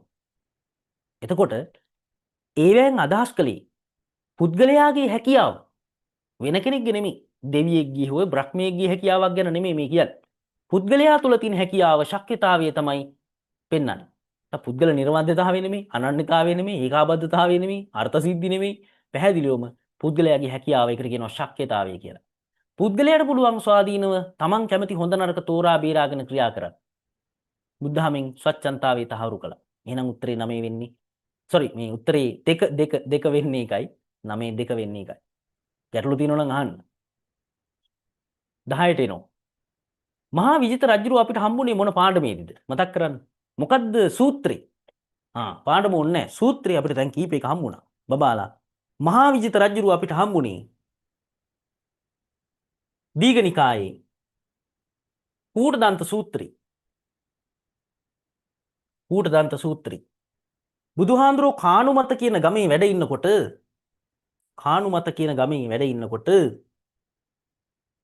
කානුමත කියන ගමේ අම්බලට්ටික උයනේ වැඩ ඉන්නකොට කූටදන්ත බමුණා තවත් බමුණෝ පිරිවරාගෙන ගිහිල්ලා බුදුහාඳුරන්ගෙන් ඇහුවා සොළොස් පිරිකර මොනවද? තුන් යාග සම්පatti මොනවද කියලා. ඒ වෙලාවේ බුදුහාමුදුර අතීත කතාවක් කිව්වනේ. මොකද්ද කිව්වේ? ඵලයන් යන්න කූටදන්ත ඵල යන්න එහෙමද කිව්වේ? නෑ. කූටදන්ත අතීතයේ මහා විජිත කියලා රජ කෙනෙක් හිටියා. ඒ රජුරන්ගේ කාලේ ඒ රාජ්‍යයේ සොරකම සහ ඔය විවිධ විෂමාචාර නිසා, දිල්ලු බව නිසා සොරකම ආදී විවිධ විෂමාචාර ඇති වෙලා තිබුණා. බමුණු පූජකයෝ කිව්වා මේව නැති කරන්න නම් යාගයක් කරන්න ඕනි කියලා. මහා විජිත රජුරෝත් යාග කඩවල සත්තු ගෙනල්ලා ගැට ගහලා යාගයකට ලෑත් වෙලා හිටියේ. හැබැයි වෙලාවට පුරোহিত බමුණට මොලේ තිබ්බා. පුරোহিত බමුණ කිව්වා රජතුමනි යාග කළා කියලා සත්තු බිලි දුන්නයි කියලා රටේ ප්‍රශ්න විසඳෙන්නේ නැහැ. රටේ ආර්ථිකය සංවර්ධනය කරන්න අපි ක්‍රම කීපයක් පාවිච්චි කරමු. මොනවද ඒ? කෘෂි කර්මය කරන අයට බීජ ටික පොහොර ටික නොමිලේ දෙනවා. රාජ්‍ය සේවකයින්ට බත් වැටුප් ටික නිවැරදිව ගෙවනවා. ගව පාලකයින්ට, ගව රකින්න අයට, සත්තු බලා ගන්න අයට බත් වැටුප් ටික නිවැරදිව ගෙවනවා. වෙළඳාම් කරන අයට ණය පහසුකම් සලසලා දෙනවා. එහෙම වුණොත් රටේ දිලිඳු බව නැති කරන්න පුළුවන් කියලා රජුරවන්ට පැහැදිලි කළ දුන්නේ පුරোহিত බමුණ. පුරোহিතයා. ඒ සිද්ධිය තමයි ওই පුරোহিত මහා විජිත රජුරන්ගේ සිද්ධිය. බලමු. මහරජතුමනි ඔබ වහන්සේගේ රට සොර වූදරින් මිරිකුණේ. ගම් නියම් ගම් වල මං පැහැරීම් දක්නා ලැබේ. රජතුමා මෙවන් රටකින් බදු අය කරන්නේ නම් එයින් නොකටයුත්තක් කරන්නේ වද දීමෙන්, පැදලීමෙන්, දඩ ගැසීමෙන්, හිස මුඩු කිරීමෙන්, ගැරහීමෙන්, රටින් පිටමං කිරීමෙන් සොරමුල. සොරමුලට තමයි කියන්නේ දස්සු කීලය කියලා. ඒක නම් ලොකුට අවශ්‍ය වෙන්නේ නැහැ. සොරමුල මුලින්ම උදුරා දමමි. ඔබට සිතන්නේ නම්, ඔබට සිතෙන්නේ නම් එසේ කිරීමෙන් සොරමුල මැනවින් ඉදිරීමක් නොවන්නේ මැයි. දීඝනිකායේ කූටදන්ත සූත්‍රයේ දැක්වෙන මේ ප්‍රකාශයට අනුව රටක පවත්නා මෙබඳු අර්බුදයක් විසඳා ගැනීමෙහිලා බුදු සමය ඉදිරිපත් කරන දේශපාලන ක්‍රමෝපාය මොකක්ද කියලා යහන්. රජයට බදු නොගෙන ඉන්න එකද? බදු නොගෙන හිටියාම රට දියුණු වෙන්නේ නැහැ. නීති රීති දැඩි කිරීම, නීතිගරුකත්වය හා සහජීවනයේ පාඩමේ මම පැහැදිලිව කතා කළා. නීති සම්පාදනය හෝ නීති කියන එක බුදුදහමේ නීතිය කියන එක නෙමෙයි අගය කරන්නේ. බුදුදහමේ අගය කරන්නේ පුද්ගලයන් වරදට පොළඹවන හේතු නැති කිරීම. නැතුව නීති ගරුක කරවන්න ජනතාව උත්සාහ කරන එක සාර්ථක වෙන්නේ නැහැ. ඒ කියන්නේ නීති තද කිරීම. නීති තද කිරීම තුලින් අපරාධ නැති වෙන්නේ නැහැ. එහෙනම් නීති රීති දැඩි කිරීම තුල අපරාධ නැති කරන්න පුළුවන් කියලා බුදුදහම පිළිගන්නේ නැහැ. දුරාචාර වලට නොයෙදෙන ලෙස උපදෙස් දෙනවා. උපදෙස් දීලා වැඩක් නැහැ. දිලින්දන්ට ධනෙ ලබා දෙන්න. ධනෙ බෙදා දීම. දිලින්දන්ට සල්ලි දුන්නාට පස්සේ රට දියුණු වෙන්නේ නැහැ නේද? එහෙනම් පැහැදිලිවම උත්තරේ වෙන්නේ ජනතාවගේ ආර්ථික ශක්තිය දියුණු කිරීම පිණිස නිසි විධිවිධාන සකසන එක. ඒක තමයි අපි කූටදන්ත සූත්‍රයේ දැක්කේ. මහා විජිත රජුරෝ මේ ක්‍රමවේද අනුගමනය කරලා රට දියුණු කරලා තිබුණා. ඒක නිසා ඒක සරල ප්‍රශ්නයක්. නමුත් ඒක ඇතුලේ අපි ලොකු කාර්යයක් කතා කළා. වෙන 11ට ජනසම්මතවාදී පාලනයක සාම්ප්‍රදායික මූලධර්ම රැකගනිමින් පාලන කටයුතු සිදු කිරීමෙන් එකී පාලන තන්ත්‍රය පහසුවෙන් බිඳ නොවැටෙන්නේය. එවැනි සාරධර්ම පද්ධතියක් ඇතුළත් පද්ධතියක් ලෙස හැඳින්විය හැක්කේ. මම මේක තියරි වල උගන්වනකොට නෝට් එකේ පැහැදිලිව දීලා තියෙනවා. මේ වචනෙත් එක්කම නෝට් එක දීලා තියෙනවා. සාම්ප්‍රදායික පිළිගැනීම් වලට ගරු කිරීම.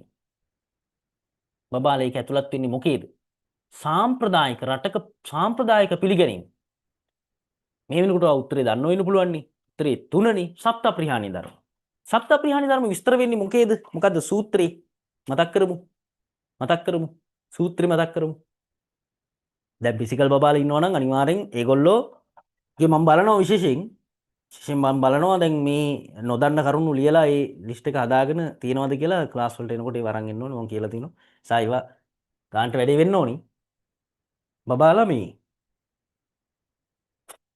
සප්තපරිහාණී ධර්ම විස්තර වෙන්නේ දීඝනිකායේ මහා පරිනිබ්බාන සූත්‍රයේනි.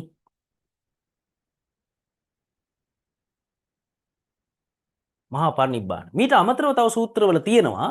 නමුත් අපේ සිලබස් එකට අදාළව අපෙන් ප්‍රශ්න අහන්නේ මේකෙන්. ඊට අමතරව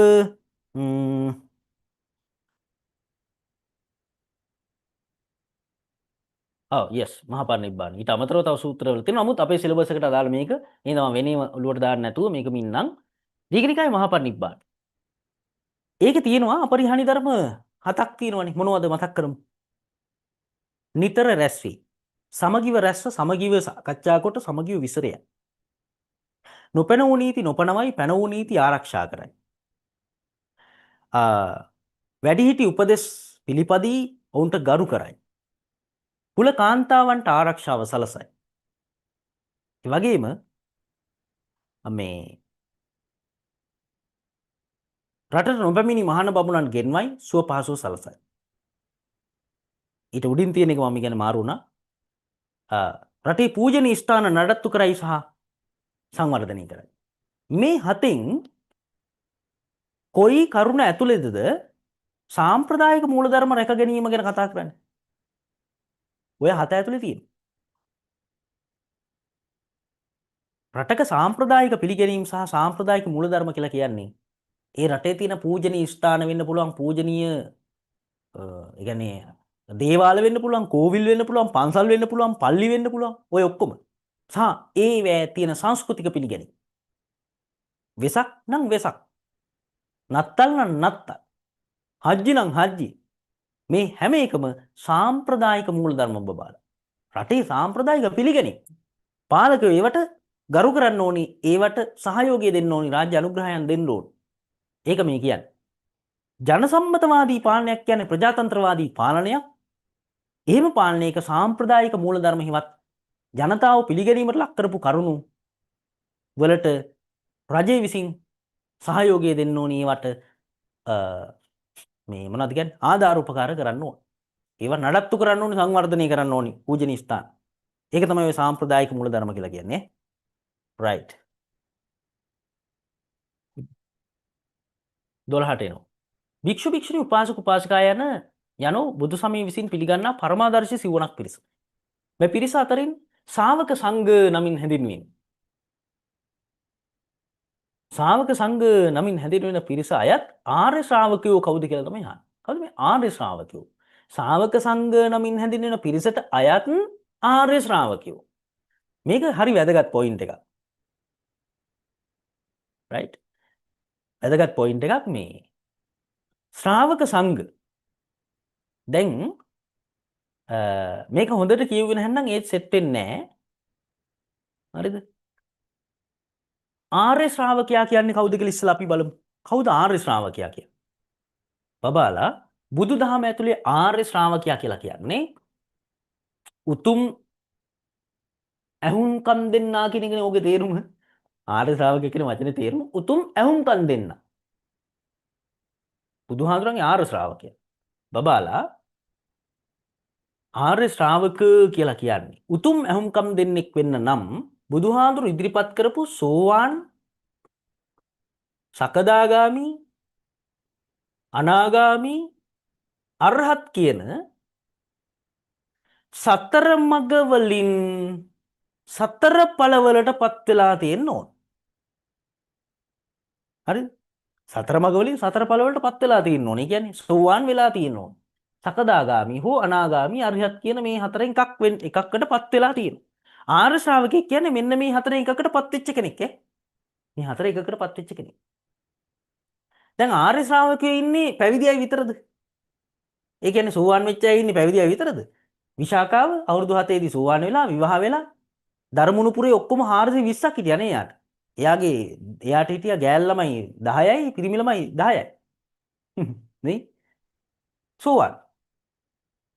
අනාගාමී උපාසකයෙක් ඉන්නවා අපේ සිලබස් එකේ. කවුද අනාගාමී උපාසකයා? චිත්තගෘහපති. රූපාවචර ධානය 4ම ලබාගත් අනාගාමී උපාසකයා චිත්තගෘහපති. අනාගාමී වෙලා හිට ගියේ.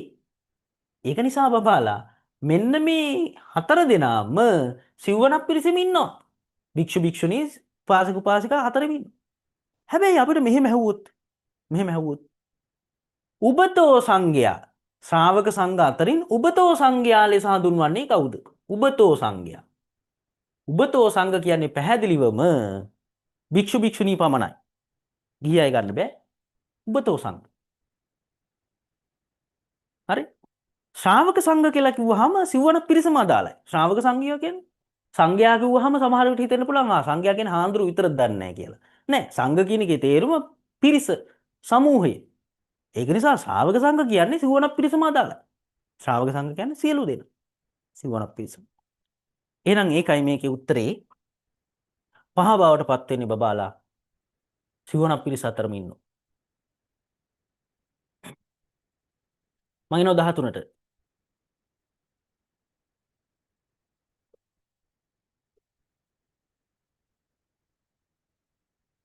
අ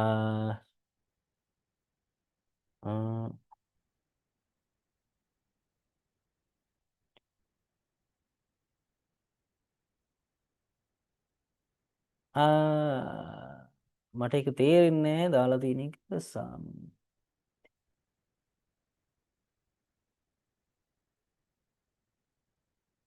සාම්ප්‍රදායික මූලධර්ම කියන එකට පැනවූ නීති කඩ නොකිරීම කියන එකද? ආ. ඔව්. සාම්ප්‍රදායික මූලධර්ම සාම්ප්‍රදායික පිළිගැනීම් වැඩි නැඹුරුවක් අරකට තියෙනවා. නමුත් අරක ගන්න බැරි කමක් නැහැ. මේ සමස්තය ඇතුලේ තියෙන කාරණයක් මේ තියෙන්නේ. එතකොට නීති කඩ නොකිරීම කියන එකත් ගැලපෙනවා. හැබැයි සාම්ප්‍රදායික පිළිගැනීම් සාම්ප්‍රදායික මූලධර්ම කිව්වම ඍජුව ගැලපෙන්නේ අන්න අර කියන මේ කොටසට අර කියන ගණයට මේ මොනවද පූජනීය ස්ථාන සහ පූජනීය පිළිගැනීම් තියෙන ස්ථාන නඩත්තු කරනවා සංවර්ධනය කරනවා කියන පැත්තට තමයි ඍජුව ගැලපෙන්නේ. නමුත් නොගැලපෙනවා නෙමෙයි. ඒ කාරණය තුළත් දල වශයෙන් තියෙනවා. නමුත් අරක තමයි අවධාරණය කරන්නේ. රයිට්. 13ට එමු. සිංහලවා සූත්‍රයේ සදිසා නියෝජනය වන පරිදි විවිධ සමාජ සංස්ථා හඳුන්වා දීලා තියෙනවා. දෙමාපිය දූදරු, ගුරු සිසු, අඹදරු, මිත්‍ර කුල පුත්‍ර, පැවිදි සේව්‍ය සේවක මේ වගේ සංස්ථා. මේ අනුව උතුරු දිසාවෙන් නියෝජනය වන සමාජ සංස්ථාව. උතුර. මම ඔකට ලේසි ක්‍රමයකුත් ඔයගලන්ට කියලා දුන්නා. තියරි වල නේද? අපි නිකන් chart එකක් වගේම ගහගත්තා. උතුරු මිතුරු. උතුරු මිතුරු. දකුණු ගුරු. දකුණු ගුරු. නැගෙන දෙගුරු. නැගෙන දෙගුරු. බටහිර බිරිඳ. උඩ මහන බමුණු. යට දැසිදස්කම් කරු. යට දැසිදස්කම් කරු. උතුරු මිතුරු උතුරින් මිතුරන්. මිතුරන් සහ මිතුරා සහ මිතුරන්. මිතුරාව හඳුන්වන්න පුළුවන් කුල පුත්‍රයා කියලා. කුල පුත්‍රයා කියලා කියන්නේ තනි පුද්ගලෙක්, තනි කෙනෙක්. කුල පුත්‍රයා. මිතුරා එක මිත්‍රයෙක්, තනි මිත්‍රයෙක් හඳුන්වන්න පාවිච්චි කරන පුළුවන් වචනයක් කුල පුත්‍ර කියන වචනේ. කුල පුත්‍ර. කුල පුත්‍රයා සහ මිතුරන් අතර යුතුයකම් තමයි උතුරු දිසාවේ තියෙන්නේ. දකුණ ගුරුවරු සහ ශිෂ්‍ය. දෙමාපියන් සහ දරුවන් නැගෙනහිර. බිරිඳ සහ ස්වාමී බටහිර. උඩ මහාන බමුණන් සහ දායකයින්. යට සේව්‍ය සේවක නැත්තම් සේවකයින් සහ මේ ස්වාමියන් කියලාත් කියනවා. ස්වාමියන්. රයිට්. මෙතන වෙන මොකුත් නැති නිසා මම ඉස්සරහට යනවා මේ මෙතනින් ඉස්සරහට සිංහලවා සූත්‍රය කතා නොකර ඒකෙන්ම ඩිරෙක්ට් ප්‍රශ්න එනකොට ඒ ගැන කතා කරමු. එතකොට උත්තරේ 3 එන්නේ ඒකයි. කුල පුත්‍රයා සමහර අය මේක ටිකක් වරද්දනවා මේ වචනේ අහුවෙලා නැති නිසා. කුල පුත්‍රයා කියන එක දන්නේ නැහැ. කුල පුත්‍රයා කියන වෙන මොකෙක් හරි පුත්‍රයෙක් කියලා හිතෙනවා.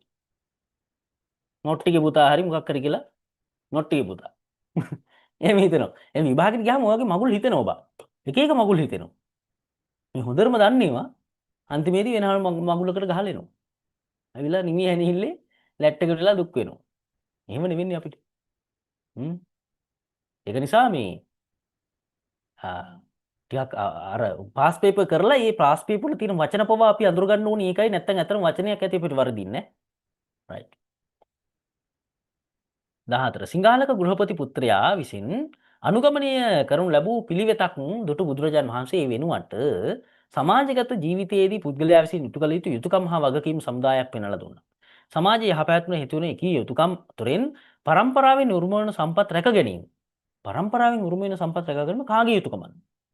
පැහැදිලිවම දරුවන්ගේ යුතුකම් මාලාවේ තියෙනවා අපිට හම්බෙනවා. දෙමව්පියන්ගෙන් ලැබෙන දායාද නිසි පරිදි භුක්ති විඳීම සහ රැක ගැනීම කියන කාරණා. ඒතර ඒකෙත් ලොකුවට ඇතුලේ කතා කරන්න දේවල් නැහැ කියලා තමයි මම විශ්වාස කරන්නේ. හරි එහෙම තියෙනවා නම් ගැටලු අහන්න. නමුත් සිංහලවා සූත්‍රයේ තියෙන කරුණු ටික මතක තිබීම වැදගත් වෙන්නේ ඕකයි. ඒ කියන්නේ කටපාඩම්ම තියෙන්න ඕනි කියන එක නෙමෙයි ඔක්කොම. ඔයාට මොන හරි මෙන්න මේ වගේ එකක් දැක්කම ඒක කාගේද කියලා අඳුර ගන්න පුළුවන් වුණා නම් ඒත් ඇති ඇත්තට. කියන්නේ මම පණ දාගෙන දාඩි දාගෙන බලන්න ඕනි කොටසක් නෙමෙයි ඕක. ඕක කොටසක් නෙමෙයි. මොකද රචනා ප්‍රශ්න සාමාන්‍යයෙන් අපිට ඕකෙන් එන්නේ නැහැ. ඒ හින්දා අර ලියන්න ලොකුවට ඔළුවට දාගන්න නෙමෙයි ඕනි. යුතුයකම් මාලාව දැක්ක ගමන් මේක හවලාගේ කියලා මතක් වෙන්න ඕනි. නේ? එහෙම එකක්. එතකොට පැහැදිලිවම මේකේ උත්තරේ දරුවන්ගේ වෙනවා. මේකේ ඇතුළට කතා කරන්න දෙයක් නම් හම්බෙන්නේ නැහැ. හැබැයි ඉස්සරහට හම්බෙන ප්‍රශ්න වල අපි කතා කරමු සිංහලවා සූත්‍රය ඇතුළට. 15. ගියෝ කාමභෝගී වූ වෙති. කම්සපෙහි ඇලීම දුකට හේතුවන්නක් වුවද ගෘහස්ත ප්‍රතිපදාව තුළ ධාර්මිකව කම්සුව විඳීමට බුද්ධාමේ බාධාවක් නැහැ. බුදු සමය එකඟ නොවන්නේ සාවද්‍ය ලෙස කම්සුව විඳීම. ගිහි බෞද්ධයාට නිර්වද්‍ය ලෙස කම්සව විඳීම සඳහා අනුමැතිය පළ කොට ඇති ශික්ෂාපදයක් වෙන්නේ මොකද්ද කියලා අහන්න. මිච්ඡා ජීවා වේරමණී කියලා කියන බබාලා ආජීව අෂ්ටමක සීලයේ තියෙන සීලයක්. ඒක අපි සිලබස් එකටත් නැහැ. අපිට තියෙන්නේ 8 සිල් සහ පන්සිල් විතරයිනේ. ඔය මිච්ඡා ජීවා කියන එක තියෙන්නේ ආජීව අෂ්ටමක සීලේ අවසාන සීලේ. ආජීව අෂ්ටමක සීලේ.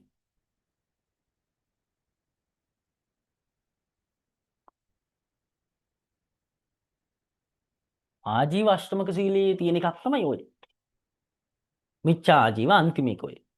ඒකේ තියෙන බබාලා ප්‍රාණඝාතයෙන් වෙන්වීම, සොරකමෙන් වෙන්වීම, කාමීය වරද වැසිරීමෙන් වෙන්වීම, මුසාවාදයෙන් වෙන්වීම, පිසුනා වාචයෙන් වෙන්වීම, පරුසා වාචයෙන් වෙන්වීම, හිස් වචනෙන් නැනම් සම්පප්පලාපයෙන් වෙන්වීම සහ මිච්ඡා ජීවෙන් වෙන්වීම කියන 8. ඒ 8 තමයි ආජීව අෂ්ටමක සීලය කියලා කියන්නේ. එතකොට ඒක ගිහියන්ට අදාළ එකකුත් නෙමෙයි අත්‍තරම දැන් ආජීව අෂ්ටමක සීලය ගිහියන්ට තමයි තියෙන්නේ පැවිද්දන්ට නෙමෙයි ගිහියන්ට. හැබැයි අර සාමාන්‍ය ගෘහස්ථයාට නෙමෙයි. එතනින් එහාට ගිහිල්ලා අටසිල් සහ මේ ආජීව අෂ්ටමක සීලය කියන දෙක එකක් ඒ කෙනෙකුට සමාදන් වෙන්න පුළුවන්. ඒක සාමාන්‍ය ගිහියෙක් අනිවාර්යෙන් සමාදන් වෙන්න ඕන එකක් නෙමෙයි. සුරාමේරේ මජ්ජපමදට්ටාන.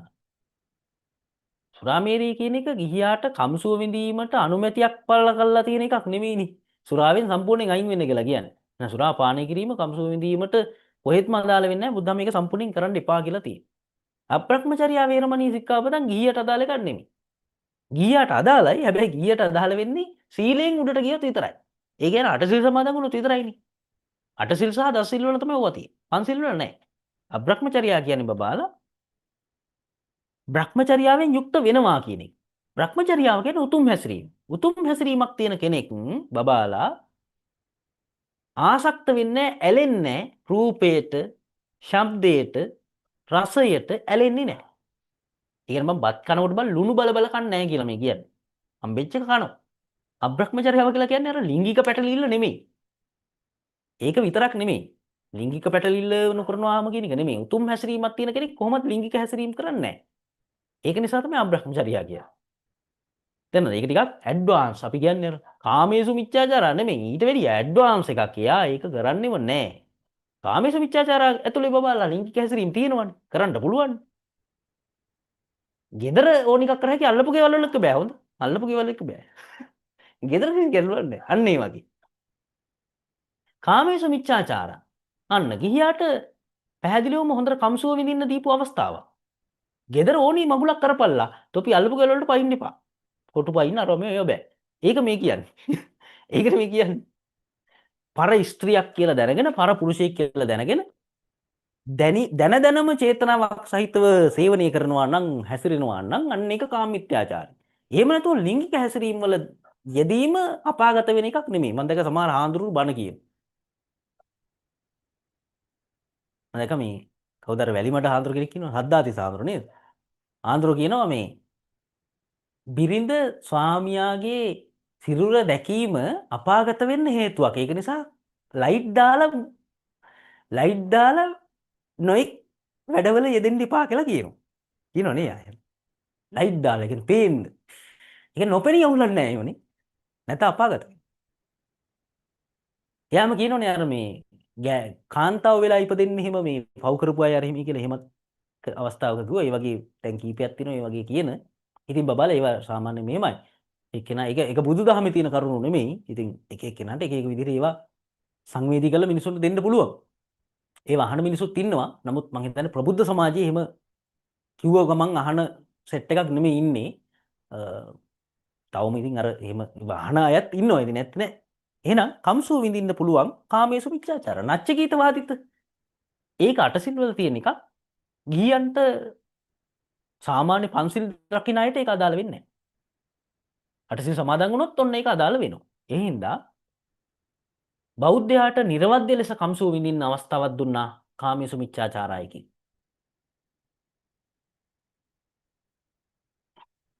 16. හොඳ නරක ක්‍රියා විනිශ්චය කිරීමෙහි මිනුම් දනු මේ තුන්වෙනි වාරයේනේ බබාලා තුන්වෙනි වාරයේ පළවෙනි පාඩම 12 තුන්වෙනි වාරයේ පළවෙනි පාඩම. දැන් මේ පරණ සිලබස් එක උනාට ලොකු වෙනසක් නැහැ හොඳේ. පාඩම් කීපයක් බබා ඉවත් වුණා පාඩම් කීපයක් වැඩියෙන් එකතු වුණා. ඒක තමයි අපිට උනේ. දැන් විශ්වවිද්‍යාලය එහෙම ගත්තාම විශ්වවිද්‍යාල අපිට තිබුණා පරණ සිලබස් එක ඇතුලේ විශ්වවිද්‍යාල 4ක් 5ක් විතර අපිට තිබුණා. ඕදන්තපුරි ජගත්දලා ඒවා තිබුණා ඒවා අයින් වුණා. උපසම්පදාව සහ පැවිද්ද කියන පාඩම් අයින් වුණා. අන්න ඒ වගේ කීපයක් අයින් වෙලා කීපයක් අලුතෙන් එකතු වුණා. ඒ වගේ වෙන්නේ. ඒ නිසා මේ සම්පූර්ණයෙන් පාඩම් ඉවර වෙලා නැහැ. ඒ නිසා අපිට පාස් පේපර් ඉඳලා මේ පහුගිය මේ වාරේ ඉඳලා කරගෙන ඉන්න පුළුවන් ඒකයි. හරිද? දැන් අනිත් කාරණේ බබාලා දැන් මේ පේපර් ක්ලාස් එක මේ විදිහට වෙන්නේ මම හිතන්නේ කිසිම විෂයක මම දැක්කේ නෑ මේ විදිහට අපිට මේ විදිහ පේපර් ක්ලාස් එකක් යනවා. ඒ කියන්නේ ඒක කරන්න අමාරුයි. ඒක නිසා තමයි මම හිතන්නේ කරන්නේ නැත්තේ. BC වල කොහොමවත්ම නෑ ළමයි. ලංකාවේ කොහෙවත්ම මේ විදිහට 2012 ඉඳලා MCQ ටික සාකච්ඡා කරගෙන ගිහලා පේපර් ටික කරන කිසිම පන්තියක් අද වෙනකන් ආවේ නැහැ මේ අවුරුදු තුලත. දැන් අවුරුදු 5 ඔන්ලයින් එක අපි දන්නවනේ. ඒක කොහොමද වෙන්නේ කියලා. ඒක නිසා මේ වැඩපිළිවෙල කරන්න බෑ අමාරුයි. ඒක කරනවා නම් හොඳයි. අනිත් විෂයන් වලත් එහෙම කරනවා නම් මම හිතනවා ඇත්තටම හොඳයි කියලා මේ ලොකු දෙයක් කරගන්න පුළුවන් ඒකෙන්. මොකද පහුගිය රිසල්ට් එක ගත්තාම තියෙන ලොකුම අවුල තමයි මේ BC වගේ සබ්ජෙක්ට් වල හොඳ රිසල්ට් අරගෙන තියෙනවා. නමුත් අනිත් විෂයන් වල ප්‍රතිඵල නැහැ. ඉතින් ඒක නිසා සමහර ළමයින්ට A2යි මේ C1කින් A2යි C1ක් වගේ ප්‍රතිඵල තියෙනවා. යන්න බෑනේ. ඒකේ ප්‍රයෝජනයක් නැහැනේ. ඒක නිසා බබාලා මේ ඒක නොකරනවා නම් ඔයා කරන්න ඒක අපි කාටවත් දොස් කියලා වැඩක් නැහැ. ඔයා කරන්න. ඔයාට පුළුවන් අනිත් විෂයන් වලත් මෙන්න මේ වැඩේ කරන්න. ඔයාට මම හිතනවා දැන් තේරෙනවා ඇති අපි කොහොමද වැඩේ යන්නේ කියලා. මීට වැඩි තව දේවල් ටිකක් තියෙනවා උගලන්ට තේරෙන්න පේපර් ක්ලාස් එක ඇතුලේ මේ ඒ කියන්නේ ඔයාට MCQ එකක් වැරදුනොත් ඒක වහලා තියලා පැත්තකින් අරන් තියලා වැඩක් නැහැ. ඔයා ජියෝග්‍රැෆි නම් කරන්නේ ජියෝග්‍රැෆි වල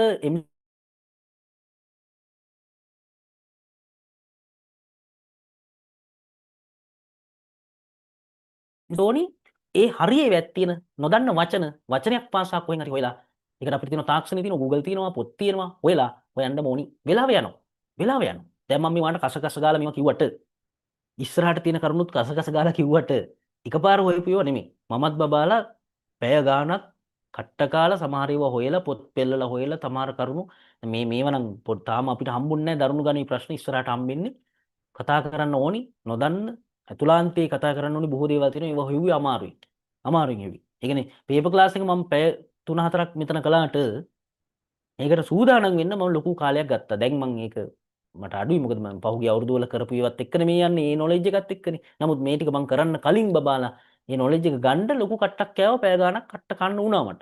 හොයන්න වුණානේ. දැන් ඕගොල්ලෝ ප්‍රශ්නයක් අහුවොත් මට ඒක කියන්න උත්තරයක් තියෙන්න බෑ. අන්න ඒ වගේ මේ මම කියන්නේ ඕගොල්ලෝ අනිත් විෂයන් ඇතුළෙත් එහෙම කරන්න පොත වහලා පැත්තකින් තියන්න එපා වැරදිලා ඒක වැරදිම වෙනවා ඊගාවට ඒකයි හරියන්නේ නැහැ හොයන්න ඕන ඇයි වැරදුනේ ඒක කොහෙද තියෙන්නේ මොකද්ද පාඩම ඇයි මට ඒක මිස් වුනේ සියල්ල හොයන්න ඕන ඒක කරන්න එක් ආගමක හොඳ ක්‍රියාවක් තව ආගමක නරක ක්‍රියාවක් වෙන්න පුළුවන් හොඳ නරක ක්‍රියා තීරණය කිරීමේ බෞද්ධ නිර්ණායක ලෝකයේ යථාර්ථයට අනුරූපයි යථාර්ථය මොකද්ද අනිත්‍යතාවය කියන එක බබාලා ලෝක යථාර්ථය අනිත්‍යයි. මෙය සිද්ධිවාචක බව යනුවෙන් හැඳින්වෙනවා. මොකද මේ සිද්ධිවාචක බව? සිද්ධිවාචක ක්‍රියා කියලා කොටසක් තියෙනවා බබාලා. ඒක අපිට හම්බෙනවා වේලුද්වාර සූත්‍රය හා සම්බන්ධව කතා කරද්දී එතනදී මම පොඩි නෝට් එකක් විදිහටම ඔයගලන්ට දෙන්නම්. මෙතනට ඒක එකතු කරොත් අතනටත් ගන්න වෙනවනේ. දැන් දෙකක අවශ්‍ය නැති නිසා අපිට ඉස්සරහට හම්බෙනවා වේලුද්වාර සූත්‍රයේ කරුණු.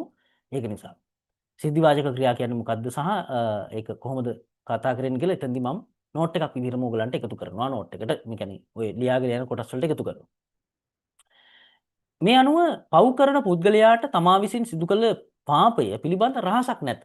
එනේ එයා දන්නවනේ කරපු පාපය ගැන. තමා කළ ක්‍රියා පිළිබඳව ඔහු පවසන දේ සත්‍යක්ද අසත්‍යයක්දයි ඔහුම දන්නවා. මෙම ප්‍රකාශයෙන් අවධාරණය කරන හොඳ නරක විනිශ්චය කිරීමේ බෞද්ධ නිර්ණායකය මොකක්ද කියලා අහන්න. නුවණැත්තන්ගෙන් විමසලා හොඳ නරක තීරණය කිරීම කියන එක කියන්නේ කාලාම සූත්‍රය, අංගුත්තර නිකායේ කාලාම සූත්‍රය. ඒකට කියන්නේ බබාලා විඤ්ඤුපසත්ත විඤ්ඤු ගරහිත. ඔන්න හොඳ වචන දෙකක් අහු වුණා. විභාගෙදි ඉතා වැදගත්. අංගුත්තර නිකායේ කාලාම සූත්‍රයේ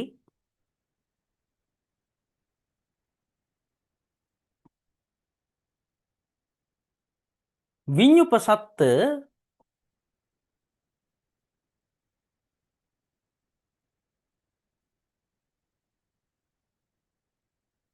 විඤ්ඤු ගරහිත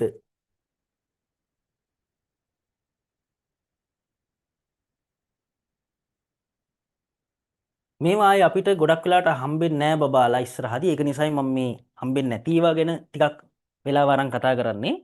ඉස්සරහට හම්බෙන ඒවා මම වෙලාව ගන්න නැහැ. මොකද එතනදිත් හම්බෙලා මෙතනදිත් කතා කරලා බෑ. එහෙම අපිට කාලේ නැහැ. එහෙම නිකන් නාස්ති කරන්න. විඤ්ඤුපසත්ත කියන්නේ නුවණැත්තන් අගය කරන නැත්තම් නුවණැත්තන් ප්‍රශංසා කරන. නුවණැත්තන් ප්‍රශංසා කරන. විඤ්ඤු ගරහිත කියන්නේ නුවණැත්තන් ගරහන නැත්තම් නුවණැත්තන් ප්‍රතික්ෂේප කරන. නුවණැත්තන් ප්‍රතික්ෂේප කරන. දැන් මේ වචනත් එක්කම පේපර් වල ඇවිල්ලා තියෙන ඉස්සරහට. ඒ නිසා මේ කරුණු දන්නේ නැතුව ඔයාලට ඉස්සරහට පේපර් වලට කියත් කොහොමත් වරදිනවා. නුවණැත්තන් ගරහන ප්‍රතික්ෂේප කරන. මෙන්න මේ වගේ ඒවා පිළිගන්න හෝ නොපිළිගන්න පුළුවන්. ගරහනවද ප්‍රතික්ෂේප කරනවද නැත්නම් එකඟද කියන එක මත තීරණය කරන්න පුළුවන්. හැබැයි මේ කාරණේදී ඒක අදාළ වෙන්නේ නැහැ. අපෙන් අහන්නේ තමා කළ ක්‍රියා පිළිබඳව ඔහු පවසන දේ සත්‍යයක්ද අසත්‍යයක්දයි ඔහුම දන්නවා. මෙන්න මේකේ. ඒ කියන්නේ තමන් ඕනෑම ආගමක් පිළිගත් හොඳ දේ සම්මතයි කියන එක නෙමෙයි මේකින් අදහස් කරන්නේ. සිද්ධිවාචක වූ ක්‍රියා සිදු කිරීම ඒ කියන්නේ යථාර්ථයට අනුරූප ක්‍රියා සිද්ධ කරපුවාම මේක අවුලන්නේ නැහැ වගේ එකක්.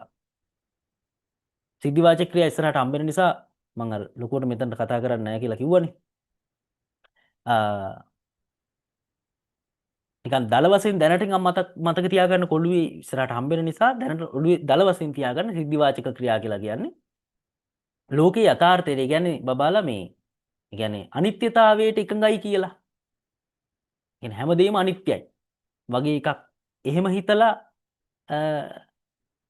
මේ හොඳ නරක තීරණය කරනවා කියන එක තමයි ඕකෙන් අදහස් කරන්නේ දල වශයෙන්. ඔයිට වැඩි ටිකක් ගැඹුරට තියෙනවා. ඒක මම කියන්න ඉස්සරහට. හෘද සාක්ෂියට එකඟව ක්‍රියා කිරීම. ඒක අපි පොඩ්ඩක් තියලා ඉස්සරහට බලමු. ආත්මාර්ථයට හේතු නොවුවද පරාර්ථය පිණිස ඉවහල් නම් එම ක්‍රියා සිදු කිරීම. Tamanට හොඳ නැත්නම් අනුන්ට හොඳ ඒවා විතරක් කළා වැඩක් නැහැ නේ බං. මේ දෙක අයින් කරන්න වෙනවා. වැඩක් නැහැ. එහෙනම් මේකේ උත්තරේ දැනටමත් ඔයගොල්ලෝ සමහරට දන්නවා. උත්තරේ 4. 4 වෙන්නේ හෘද සාක්ෂියට එකඟව ක්‍රියා කිරීම. 4 වෙන්නේ කොහොමද? බබාලා හොඳ නරක විනිශ්චයට දාලා බෞද්ධ නිර්ණායක පාඩමේ පැහැදිලිවම උගන්වන කාරණයක් තමයි දීඝනිකායේ මහා පරිනිබ්බාන සූත්‍රයේ තියෙන මේ වැරදි මේ අංගුත්තර නිකායේ ආදිපතීය සූත්‍රයනේ. අංගුත්තර නිකායේ ආදිපතීය සූත්‍රය. ආදිපතීය සූත්‍රය.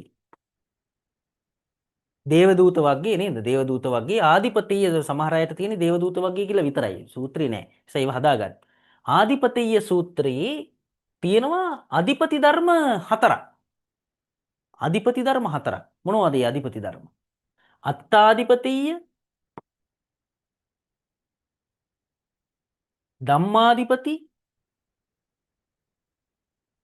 අත්තාධිපති 4ක් කිව්වට බබල 4 නෙවෙයි 3යි තියෙන්නේ. මට වැරදුනා. ධම්මාධිපති,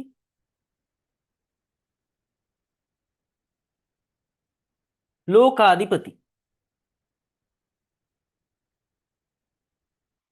අත්තාධිපති, ධම්මාධිපති, ලෝකාධිපති. අධිපති ධර්ම 3. මේකෙන් මොකද්ද අදහස් කරන්නේ? බබාලා අත්තාධිපති කියන්නේ හෘද සාක්ෂියට අනුව කරන ක්‍රියාව පිළිබඳව අධිපති කොටගෙන සිටීම. එහෙනම් හෘද සාක්ෂිය අධිපති කොටගෙන සිටීම.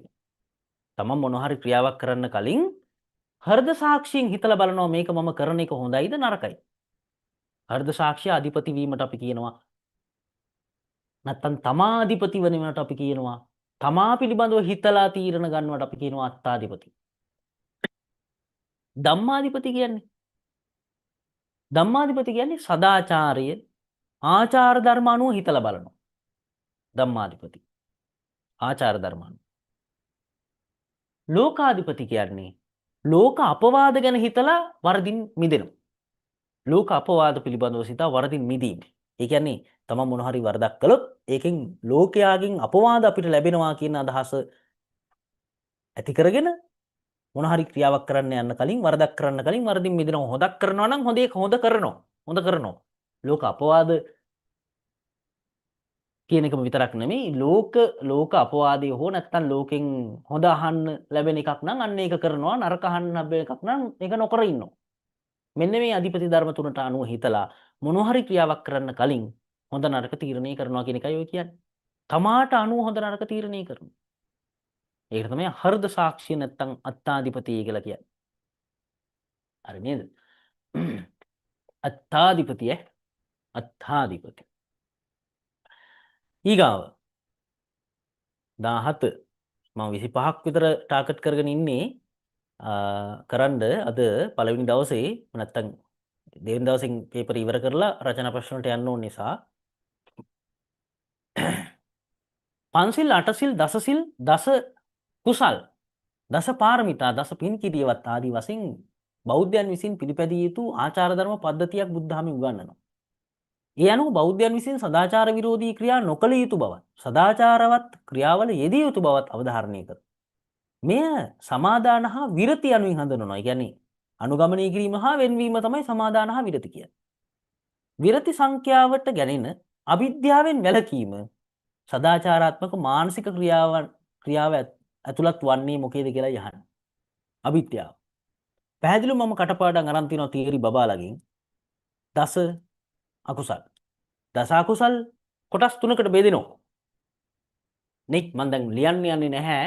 කාර්යයතේ නැහැන්නම් ඇත්තටම මේ වගේ නෝට් නැහැන්නම් මේවා නැහැන්නම් කරුණාකරලා මේවා බෙදලා කරලා ළඟ නැහැන්නම් ඒවා මාත් එක්ක කියන්න. ඇත්තටම මේ නැත්නම් ඒක ලොකු අපරාධයක් ඇත්තටම.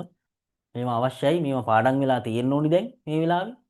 මේවා පාඩම් වෙලා තියෙන්න ඕනේ. දැන් අපි නම් මේවා පාඩම් කරගෙන ආවන්නේ. පාඩම් ගත්තා, පාඩම් කළා. තීරි වල පැහැදිලිව කිව්වා මේ පාඩම් කළ යුතුයි. ඒක නිසා දස අකුසල්. දස අකුසල් වල මේ ප්‍රාණඝාතය, අදත්තාදානය සහ කාමයේ මිච්ඡාචරණ නැත්නම් කාමයේ වර්ධව හැසිරීම. කාමයේ වර්ධව හැසිරීම කියලා තුන බෙදෙනවා. මොකටද? කායික ක්‍රියා නැත්නම් කායික අකුසල්. මුසාවාදා, පිසුනා වාචා, පරුසා වාචා, සම්පප්පලාපා හතර බෙදෙනවා. වාචසික.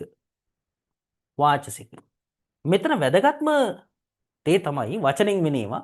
වැදගත්ම දේ තමයි මේ දෙකේ එකතුව 7යි. කායික සහ වාචසික අකුසල් 7ක් තියෙනවා බබාලා දස අකුසල් වල. ඉස්සරහට හම්බෙන ප්‍රශ්නයක්. පාස් පේපර් හම්බෙනවා හම්බෙනවා. පාස් පේපර් හම්බෙනවා.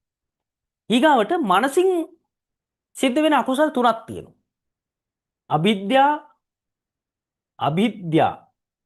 අවිද්‍යා කියන එකමයි පැහැදිලිව මම කිව්වා. අභිජ්ජා කියන්නේ ඔන්න ඇවිල්ලා තියෙන්නේ. අභිජ්ජා තමයි ඇවිල්ලා තියෙන්නේ. අභිජ්ජා මහ ප්‍රාණ ජා අභිජ්ජා. මේ අභිද්ධා එහෙම නෙමෙයි. සමහර අභිද්ධා වගේ එහෙම කියනවා. අභිද්ධා මේ මහ ප්‍රාණ ජා තියෙන්නේ. අභිජ්ජා. මොන බිජ්ජක්ද බංගනේ? අභිජ්ජා. අවිද්‍යා නැත්නම් අවිජ්ජා කියලා කියන්නේ මොකද්ද බබාලා? දැඩි ලෝභය. අනුන්ගේ දේවල් මගේ වේවා කියන දැඩි ලෝභය. ව්‍යාපාද කියන්නේ දැඩි තරහව. බංග වේවා, විනාශ වේවා, මැරේවා, වෙනසේවා කියන එකනේ ව්‍යාපාදී කියන්නේ. අන්තිමට මිත්‍යා දෘෂ්ටි.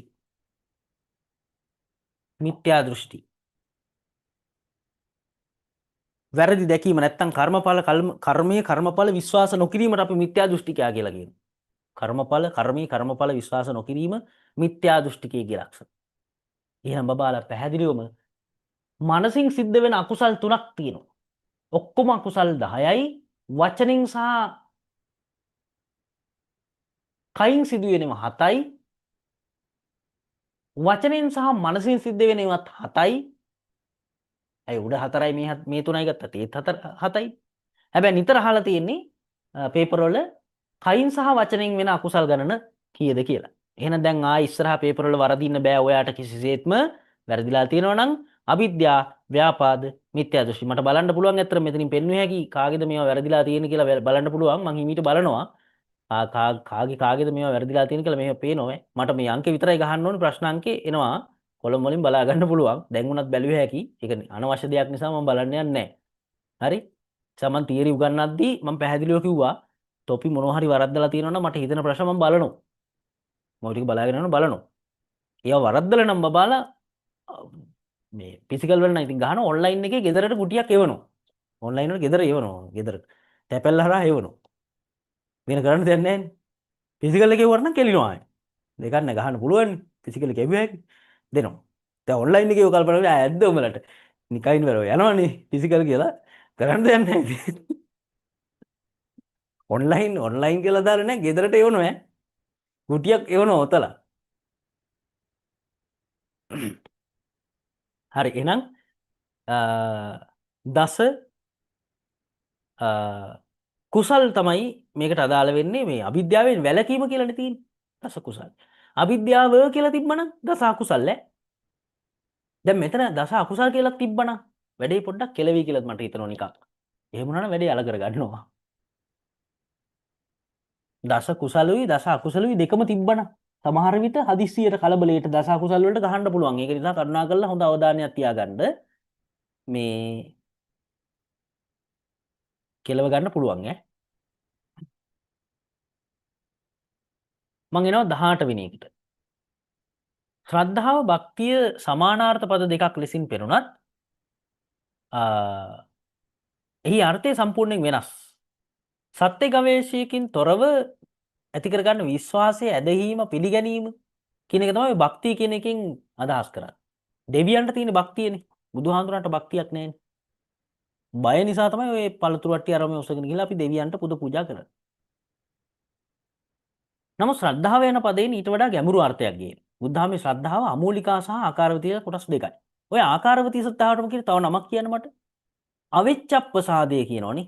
අවිච්ඡප්පසාදේ.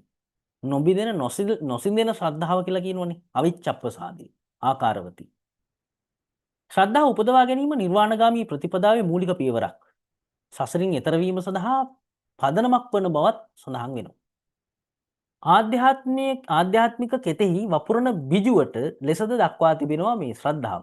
සද්ධා බීජං තපෝ වුට්ටි පඤ්ඤාමේ යුග නංගලා. මතකයිද? කසිබාරද සූත්‍රය. බුදු සමයේ ශ්‍රද්ධාව අගය කොට ඇති ආකාරය පැහැදිලි වෙනවා. මෙහිලා බුදු සමයේ ඇගීමට ලක් කරනු ලබන්නේ මොන ශ්‍රද්ධාවද කියලා යහන්. භක්තියක මිශ්‍ර ශ්‍රද්ධාවක් වඩන්නේ නැහැ. භක්තිය හා මිශ්‍ර අමූලික ශ්‍රද්ධාව වැඩකුත් නැහැ.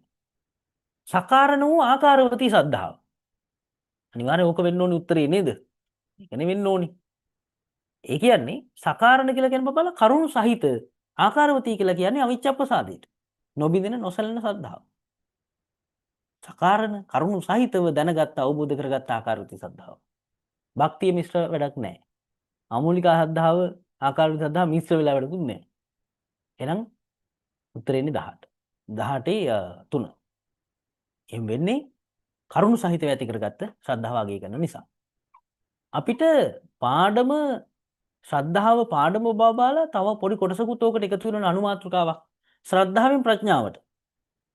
ඔන්න මම නෝට් එකක් දීලා තියෙනවා ශ්‍රද්ධාවෙන් ප්‍රඥාවට ගමන් කරන ආකාරය. අනුපූර්ව ශික්ෂාවේ පළමු පියවර ශ්‍රද්ධාව. අනුපූර්ව ශික්ෂාවේ පළවෙනි පියවර නැත්තම් පළවෙනි අඩිය තමයි ශ්‍රද්ධාව. ශ්‍රද්ධාවෙන් සීලයට. කය වචන දෙකේ සංවරය. ශ්‍රද්ධාවෙන් සීලයට. සීලෙන් සමාධියට. කුසල් සිතේ එකඟ බව. සමාධිය. මං ශ්‍රද්ධාව ප්‍රශ්න හම්බෙනකොට ඒක තව දුරටත් කියන්නම්. දැනට මම මෙහෙම කියාගෙන යන වෙලාව ප්‍රශ්න නිසා. මේ සමාධියෙන් ප්‍රඥාවට. ප්‍රඥාව කියලා කියන්නේ ත්‍රිලක්ෂණ අවබෝධය. අනිත්‍ය දුක්ඛ අනාත්ම. එහෙනම් ඔන්න ඕක තමයි ශ්‍රද්ධාවෙන් ප්‍රඥාවට යන මාර්ගය. ඒක පැහැදිලිව මේ ඔයා උත්තර ලියද්දි එහෙම තියෙන්න ඕනේ අපිට ප්‍රශ්නයක් එනවා මේ අපි ඒක කතා කළා ශ්‍රද්ධාවෙන් ප්‍රඥාවට ගමන් කරන ආකාරය. එතෙන්දී අර සද්ධා බීජන්ත පෝට්ටි විතර ලියලා හරියන්නේ නැහැ. පැහැදිලිව තියෙන්න ඕනේ අපි පහුගිය උත්තර ලියද්දි මම කියපු එකක් පැහැදිලිව මේ අපි දැන් ඕවා ලියලානේ තියෙන්නේ. අපි බබාලා මං හිතන්නේ ෆිසිකල් ඔන්ලයින් කියලා වෙනසක් නැහැ. අපි හැමෝම සාමාන්‍යයෙන් උත්තර 35ක් විතර වගේ ලියලා ඇති කියලා මට හිතෙනවා බලන්න පොඩ්ඩක් ඉමිට ගණන් කරලා කීයක් ලියවිලා තියෙනවද කියලා දැනට. අපි රිවිෂන් එක පටන් ගත්ත දවසේ ඉඳලා උත්තර ලියනවා. ෆිසිකල් වලත් අපි බර ගණක උත්තර ලිව්වා. මේ වෙනකොට අපි තව ওই අන්තිම පාඩම් දෙක තුනේ ඇරෙන්න අනිත් ඔක්කොගෙම උත්තර ලියලා තියෙනවා. මුලින් ඉඳලම ලියලා තියෙනවා. ටයිමින් ප්‍රශ්නයක් නැහැ. තියරි ළමයින්ට ටයිමින් ප්‍රශ්නයක් නැහැ කොහොමත් ෆිසිකල් ළමයිනුත් එහෙම ඔන්ලයින් එකෙත් ටයිමින් හදාගෙන තියෙනවා.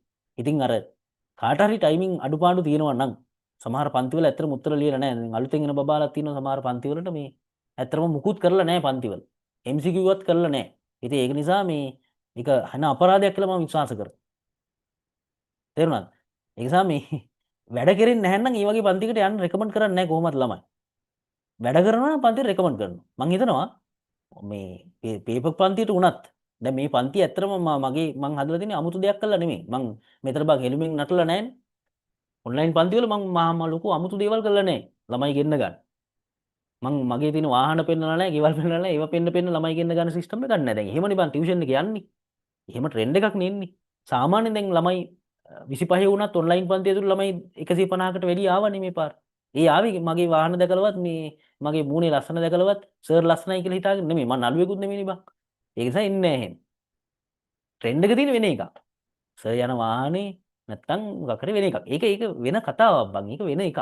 එතන এডুকেෂන් එකක් නැහැ. එතන වෙන සීන් එකක්. එතකොට අර এডুকেෂන් එක හොයන මිනිස්සු අතර ඉන්න බං බොහොම අතලොස්සක්. ඒගොල්ලෝ අර ඒ ට්‍රෙන්ඩ් එකේ නෑ. ඒ සෙට් එකේ এডুকেෂන් එක නෑ කොහොමද? ඒක ට්‍රෙන්ඩ් එකක් විතරයි.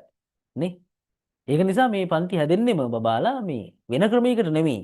මහා ලොකුට වියදම් කරලා මේ උත්සව කරලා ජනාධිපති වගේ මේ ගිහිල්ලා එහෙම හදන එකක් නෙමෙයි. වැඩ කරපු නිසා මං හිතනවා හැදෙන එකක් කියලා.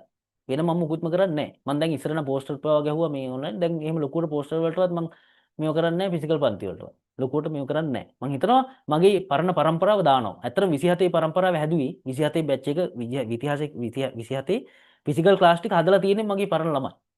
මම මුකුත් කරේ නැහැ ලොකුට. 27 පන්ති ටික ෆිසිකල් පන්ති මම දැන් ෆිසිකල් පන්ති බබාලා මේ කෑගලට ඇවිල්ලා ෆිසිකල් පන්ති පටන් ගන්න අවුරුදු 2යි වෙන්නේ හරියට. අවුරුදු 2කින් සාමාන්‍ය ටියුෂන් හදන්න බෑ. මේ ගමෙත් නෙමෙයිනේ. මම මේ පැත්තෙත් නෙමෙයි. එතකොට මෙහෙට ඇවිල්ලා අඳුරගත්ත බොහොම අතලොස්සක් ළමයි ටිකකකින් ළමයි 4-5 දිනකින් පටන් අරගෙන එහෙම හදාගත්ත ආපු එකෙන් ඒගොල්ලන්ගෙන් එළියට ගිය කතාවෙන් තමයි ළමයි ඇවිල්ලා තියෙන්නේ. 27 උනත් ඇදලා තින්නේ. ඒ නිසා මම හිතනවා ඒක යම් પરම්පරාවක් දක්වා ඉස්සරහට යයි කියලා. ඉතින් මට ළමයි නැති වෙයි කියලා මම අමුතුවෙන් හෙල්බෙන් නටන්න දඟලන්න ඕනේ නැහැ කියලා මම විශ්වාස කරනවා. නිකන් පොයි කියලා අඬලා ඒව කරන්න ඕනේ නැහැ. ඒක හදලා දෙනවා ඔයගොල්ලෝ. ඒ හින්දා ඒක ගැටලුවක් නැහැ. ඒ නිසා බබාලා මේ හරියට වෙන වැඩක් වෙන තැනකට රෙකමන්ඩ් කරලා වැඩේ සෙට් කරලා දෙන්න ඕනි මගේ නෙමෙයි කවුරු වුණත්. ඉගෙන ගන්න නම් පන්ති යන්නේ ඒක වෙන්න එපා. වෙන ඒවා වෙලා වැඩක් නැහැ අතට. වෙන මොකුත් වැඩක් නැහැ. හරි. පියදාස නමින් හැඳින්වුණු එක්තරා ව්‍යාපාරිකයෙක් ධන සම්පත් වැඩියෙන් උපයා ගැනීමෙන්ද පරිභෝග කිරීමෙන්ද අතෘප්තිමත්ව ජීවත් වුණා. වස්තුකාම කෙරෙහි බෙහෙවින් ලොල් වූ හෙතෙම ධනයෙන් තෘප්තිමත් වීම පිණිස වඩවඩාත් උත්සුකව ක්‍රියා කළා. පියදාසගේ ජීවන රටාව අධ්‍යයනය කළ ගුණපාල බෞද්ධ පිළිවෙත් පුරන්නේ. පියදාස සුමකට යොමු කිරීමට සිටු ගුණපාල නිතර ඔහු හමු වී සුහදව සාකච්ඡා කරමින් වස්තුකාමයේ හා ක්ලේශකාමයේ මිනිසා දුකට හෙළනවයි කියලා මායාගේ බන්ධනයක් බවත් කාමුකයා රන් කහවණු වැස්සත් සෑහීමකටපත් නොවෙනවා කියලා කිව්වා. මේකේ පාලි පාට පවා මම දීලා තියෙන්නේ නේද? මේ න කහපන වශයෙන් තිත්තිකාමේසු විජ්ජතිනේ. කහවණු වැස්සත් සාමාන්‍ය මිනිස්සුන්ට ඇති වෙන්නේ නැහැ. තණ්හාවේ දාසයෙකු තණ්හා දාස කියලා කියන්නේ. තණ්හාවේ දාසයෙකු නොවීම බෞද්ධ පිළිවෙතේ යුතු බවත් ලද දෙයින් සෑහීමටපත් වී සතුටින් ජීවත් වීමට උත්සාහ ගන්නා ලෙසත් කරුණු පහදලා දුන්නා. බෞද්ධ ඉගැන්වීමට අනුව පියදාසගේ ක්‍රියාකාරීත්වයේ පදනම් වූ මනෝභාවය මොකක්ද කියලා යහන. පියදාස ඇයි පරිභෝග කිරීමෙන් අතෘප්තියටපත් වෙලා ධන ධාන්‍ය වලින් තෘප්තිමත් වෙන්නේ නැතුව වඩ වඩාත් උත්සුක වෙලා තව දේවල් හෙව්වේ. තව දේවල් බලාපොරොත්තු වුනේ. බබාලා අල්පේච්ඡතාවය කියන පාඩමේ මම ඕගොල්ලන්ට වචන කීපයක් දුන්නා. අල්පේච්ඡතාවය. වචන කීපයක්. හැබැයි එකෙන් එතනින් නම් ඇවිල්ලත් නෑ මෙතන. මේ අල්පේච්ඡතාවය අර්ථවත් කරන වචන කීපයක්. ඒ තමයි අත්‍රිච්ඡතාවය සහ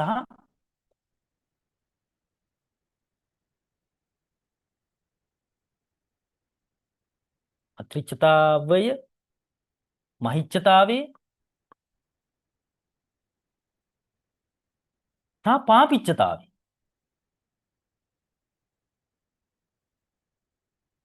පාපිච්ඡතාවය. මෙන්න බෙදීම් 3. 1 2 3. මහිච්ඡතාවයේ බෙදීම් 3.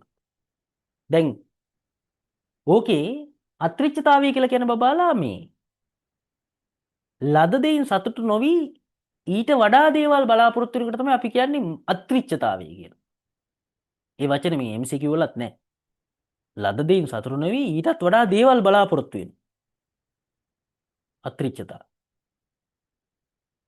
මහිච්ඡතාවය කියලා කියන්නේ ලද දෙයින් සතුටු නොවි තව තවත් දේවල් බලාපොරොත්තු වෙන.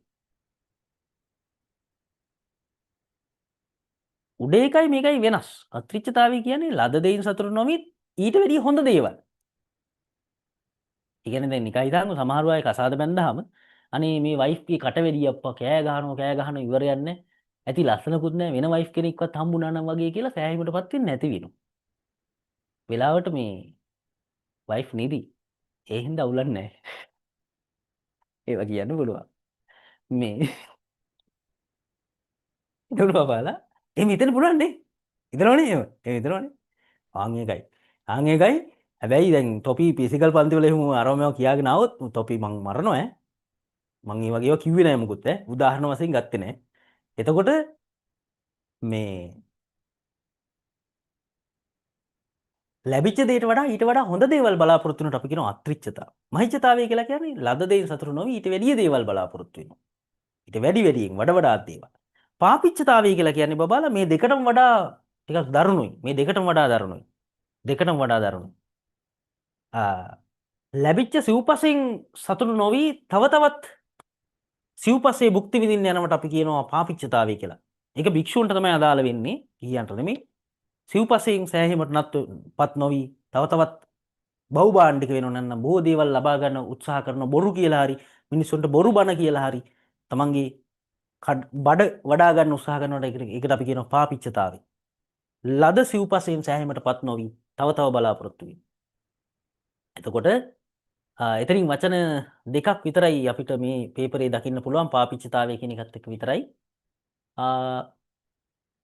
එතකොට මේකේ උත්තරේ වෙන්නේ මහිච්ඡතාවය. ඇත්තටම මේ ලද දෙයින් සතුටු නොවි තව තව දේවල් බලාපොරොත්තු එක තමයි මේ අපිට මේ කාගේද පියදාසකේ චරිතෙන් දකින්න පුළුවන් මේ ඡේදකී වද්දී. හරි. අප්පකිච්ඡතාවය කියන්නේ අල්පකිච්ඡතාවය කියලාත් අපි ඔකට කියනවා. පාලියෙන් අල්පකිච්ඡතාවයත් කියනවා. ඒ කියන්නේ කාර්ය බහුල නොවීම. අල්පකිච්ඡතාවය. බහුකිච්ඡතාවය කියලා කියන්නේ කාර්යබහුල වීම. කාර්යබහුල වීම.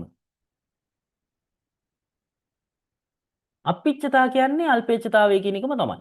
වෙනසක් නැහැ. හරි. ඒතර ඒකේ උත්තරේ 2. මම එනවා 20 වෙනි ප්‍රශ්නෙට. අද අපි මේකෙන් නතර කරගමු. එතකොට ලබන බ්‍රහස්පතින්දනේ ආයේ තියෙන්නේ. එතකොට බ්‍රහස්පතින්ද බබාලා උත්තර ලියනවා. දැන් අද අපි ලියන්න ගත්තේ නැහැ. මම අර ඉන්ට්‍රොඩක්ෂන් එක ටික වෙලාව ගත්ත නිසා උත්තර ලියන්න ගත්තේ නැත්තේ. එතකොට උත්තර ලියන්නත් තියෙනවා, MCQ එක කරන්නත් තියෙනවා. ලබන සතියේ මේ පේපර් ඉවරත් වෙනවා. ඊගාව පේපරෙත් පටන් ගන්නවා. ඒ වගේ ටිකක් තියෙනවා. ඒක නිසා මේ ලබන සතියෙන් පස්සේ කොහොමද දවස් 3ක් එක දිගටම වැටෙනවා පේපර් ක්ලාස් එක. ඉතින් ඒක නිසා එහෙම කළා පේපර් ටික ඉවර කර ගන්න තියෙනවා. වැඩ ගොඩක් තියෙනවා. බෞද්ධ ඉගැන්වීම අනුව සුඛ යන්නෙන් දැක්වෙන්නේ සැපය. ඒක සාමස නෙමේ බබාලා මෙතන වැරදි මම හිතන්නේ ටයිපින් මිස්ටේක් හෝ නැත්තම් මෙතන පේන්නේ හරියට. සාමිස මේ වචනේ තේරුම මේ වචනේ ඉන්නේ සාමිස සුඛ කියන එක. සාමිස සුඛ සහ අනාමිස සුඛ කියලා කොටස් දෙකක් තියෙනවා. සාමිස සුඛ කියලා කියන්නේ බබාලා ලෞකික දේවල් මත ලබන සතුට. ලෞකික දේවල් ඇතුලේ ලබන සතුට අපි මේ එදිනෙදා ජීවිතයේදී ලබන සතුට තමයි සාමිස සුඛ. නිරාමිස සුඛ කියන්නේ ලෞකිකත්වයෙන් මිදිලා නිවන් දැකීමෙන් ලබන සතුට. නිවන් ලැබීමෙන් ලබන සතුට නිරාමිස සුඛ. භෞතික සැප සම්පත් අත්විඳීමෙන් ප්‍රාර්ථනා බහුලව ගෘහස්ථයා විසින් විඳිනු ලබන ලෞකික සැපය සාමිස සුඛය. පැවිදි උතුමන් ආර්යයන් වහන්සේලා ලෞකික අපේක්ෂා නැති නිසා නිරාමිස සුඛයක් අත්විඳිනවා. සාර්ථක ගිහි ජීවිතයක පැවැත්ම සඳහා අත්ති සුඛ, භෝග සුඛ, අනන සුඛ, අනවජ්‍ය සුඛ කියලා සිව්වදාරුම් සුඛයක් ගැන කතා කරනවා. අංගුත්තර නිකායේ අනන සූත්‍රයේනේ. අනන සූත්‍රය. ඒතන අත්ති සුඛ කියන්නේ මොකක්ද කියලා අහන්න. පැහැදිලිවම අත්ති සුඛ කියන්නේ ධාර්මිකව උපයාගත් ධනයක් ඇතැයි කියන සතුට. තමන් සන්තකව ධාර්මික ධනයක් තියෙනවා කියන සතුට තමයි අත්ති සුඛ. එතකොට මං හිතන්නේ එක වෙන්න ඇති උත්තරේ එන්නේ. ඔව් එකනේ එන්නේ. එක තමයි උත්තරේ එන්න තියෙන්නේ. ඊගාවට අත්ති සුඛ. භෝග සුඛ කියලා කියන්නේ. භෝග සුඛ. මෙතන වචන තියෙන නිසා මම ලියන්න යන්නේ. භෝග සුඛ කියන්නේ උපයාගත් ධනය නිවැරදිව පරිභෝජනය කිරීමෙන් ලබන සතුට. පරිභෝජනයෙන් ලබන සතුට. පරිභෝජනයෙන් ලබන සතුට භෝග සුඛ. අනන සුඛ ණය නැතිවීමේ සැපේනේ. ණය නැතිවීමේ සතුට. අනවජ්‍ය සුඛ කියන්නේ නිවැරදි ජීවිතයක් ගෙවීමෙන් ලබන සතුට. ඒ නිවැරදි ජීවිතේ මොකක්ද? නිවැරදි කාය වචී මනෝ ක්‍රියාවෙන් ලබන සතුට කියලා කියන්න පුළුවන්. පේපර් වල එහෙමත් තියෙනවා. නිවැරදි කාය වචී මනෝ. කාය වචී මනෝ. නිවැරදි කාය වචී මනෝ හැසිරීමෙන් ලබන සතුටට අපි කියනවා අනවජ්‍ය සුඛ. නැත්නම් නිවැරදි ජීවිතයක් ගෙවීමෙන් ලබන සතුට. ඔය ආකාර කීපෙම පේපර් වල වැටෙන නිසා බලා ගන්න. ඒ කියන්නේ කයින් වැරදි වෙන්නෙත් නැහැ, වචනින් වැරදි වෙන්නෙත් නැහැ, වරදක් වෙන්නෙත් නැහැ, මනසින් වරදක් කරන්නේ නැතුව ජීවත් වෙනවා නම් අන්න ඒක නිවැරදි ජීවිතයක්. ඒක තමයි අනවජ්‍ය සුඛ. එහෙම ජීවත් වීමෙන් ලබන සතුට තමයි අනවජ්‍ය සුඛ. right. ඒතර ඔක තියෙන්නේ අංගුත්තර නිකායේ අනන සූත්‍රයේ. එහෙනම් බබාලා පේපර් ක්ලාස් එකේ ආරම්භක දිනේ අපි අද මේ විදිහට නතර කරගමු.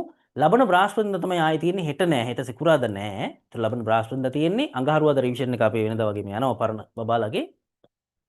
එතකොට සැප්තැම්බර් මාසේ පළවෙනි සතියේ ඉඳලා අඟහරුවාදා බ්‍රහස්පතින්දා සිකුරාදා කියන දවස් තුනම පේපර් ක්ලාස් එක යනවා. එහෙනම් ලියාපදිංචි කිරීම ක්ලාස් එකෙන් පිට අය 28 වෙනිදා වෙනකොට අවසන් කරගන්නවා. ක්ලාස් වල ඉන්න ළමයි ෆිසිකල් ළමයි හැර අනිත් ළමයි ඔන්ලයින් ළමයි හැමෝම 10 වෙනිදා වෙනකොට සැප්තැම්බර් අපි අවසන් කරගමු.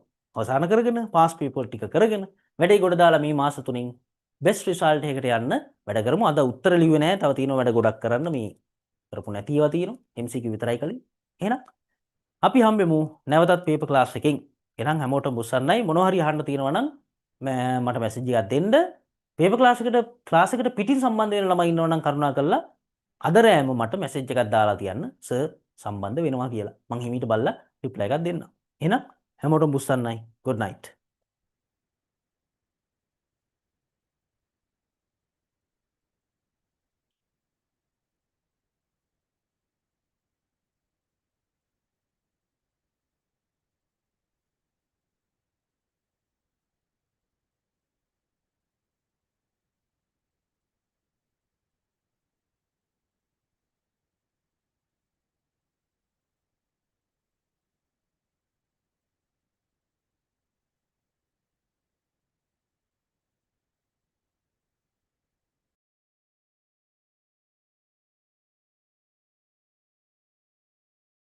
පන්ති සඳහා සම්බන්ධ වීමට අදම නම සහ විභාග වර්ෂය WhatsApp කරන්න. 0.71 111යි 85යි 91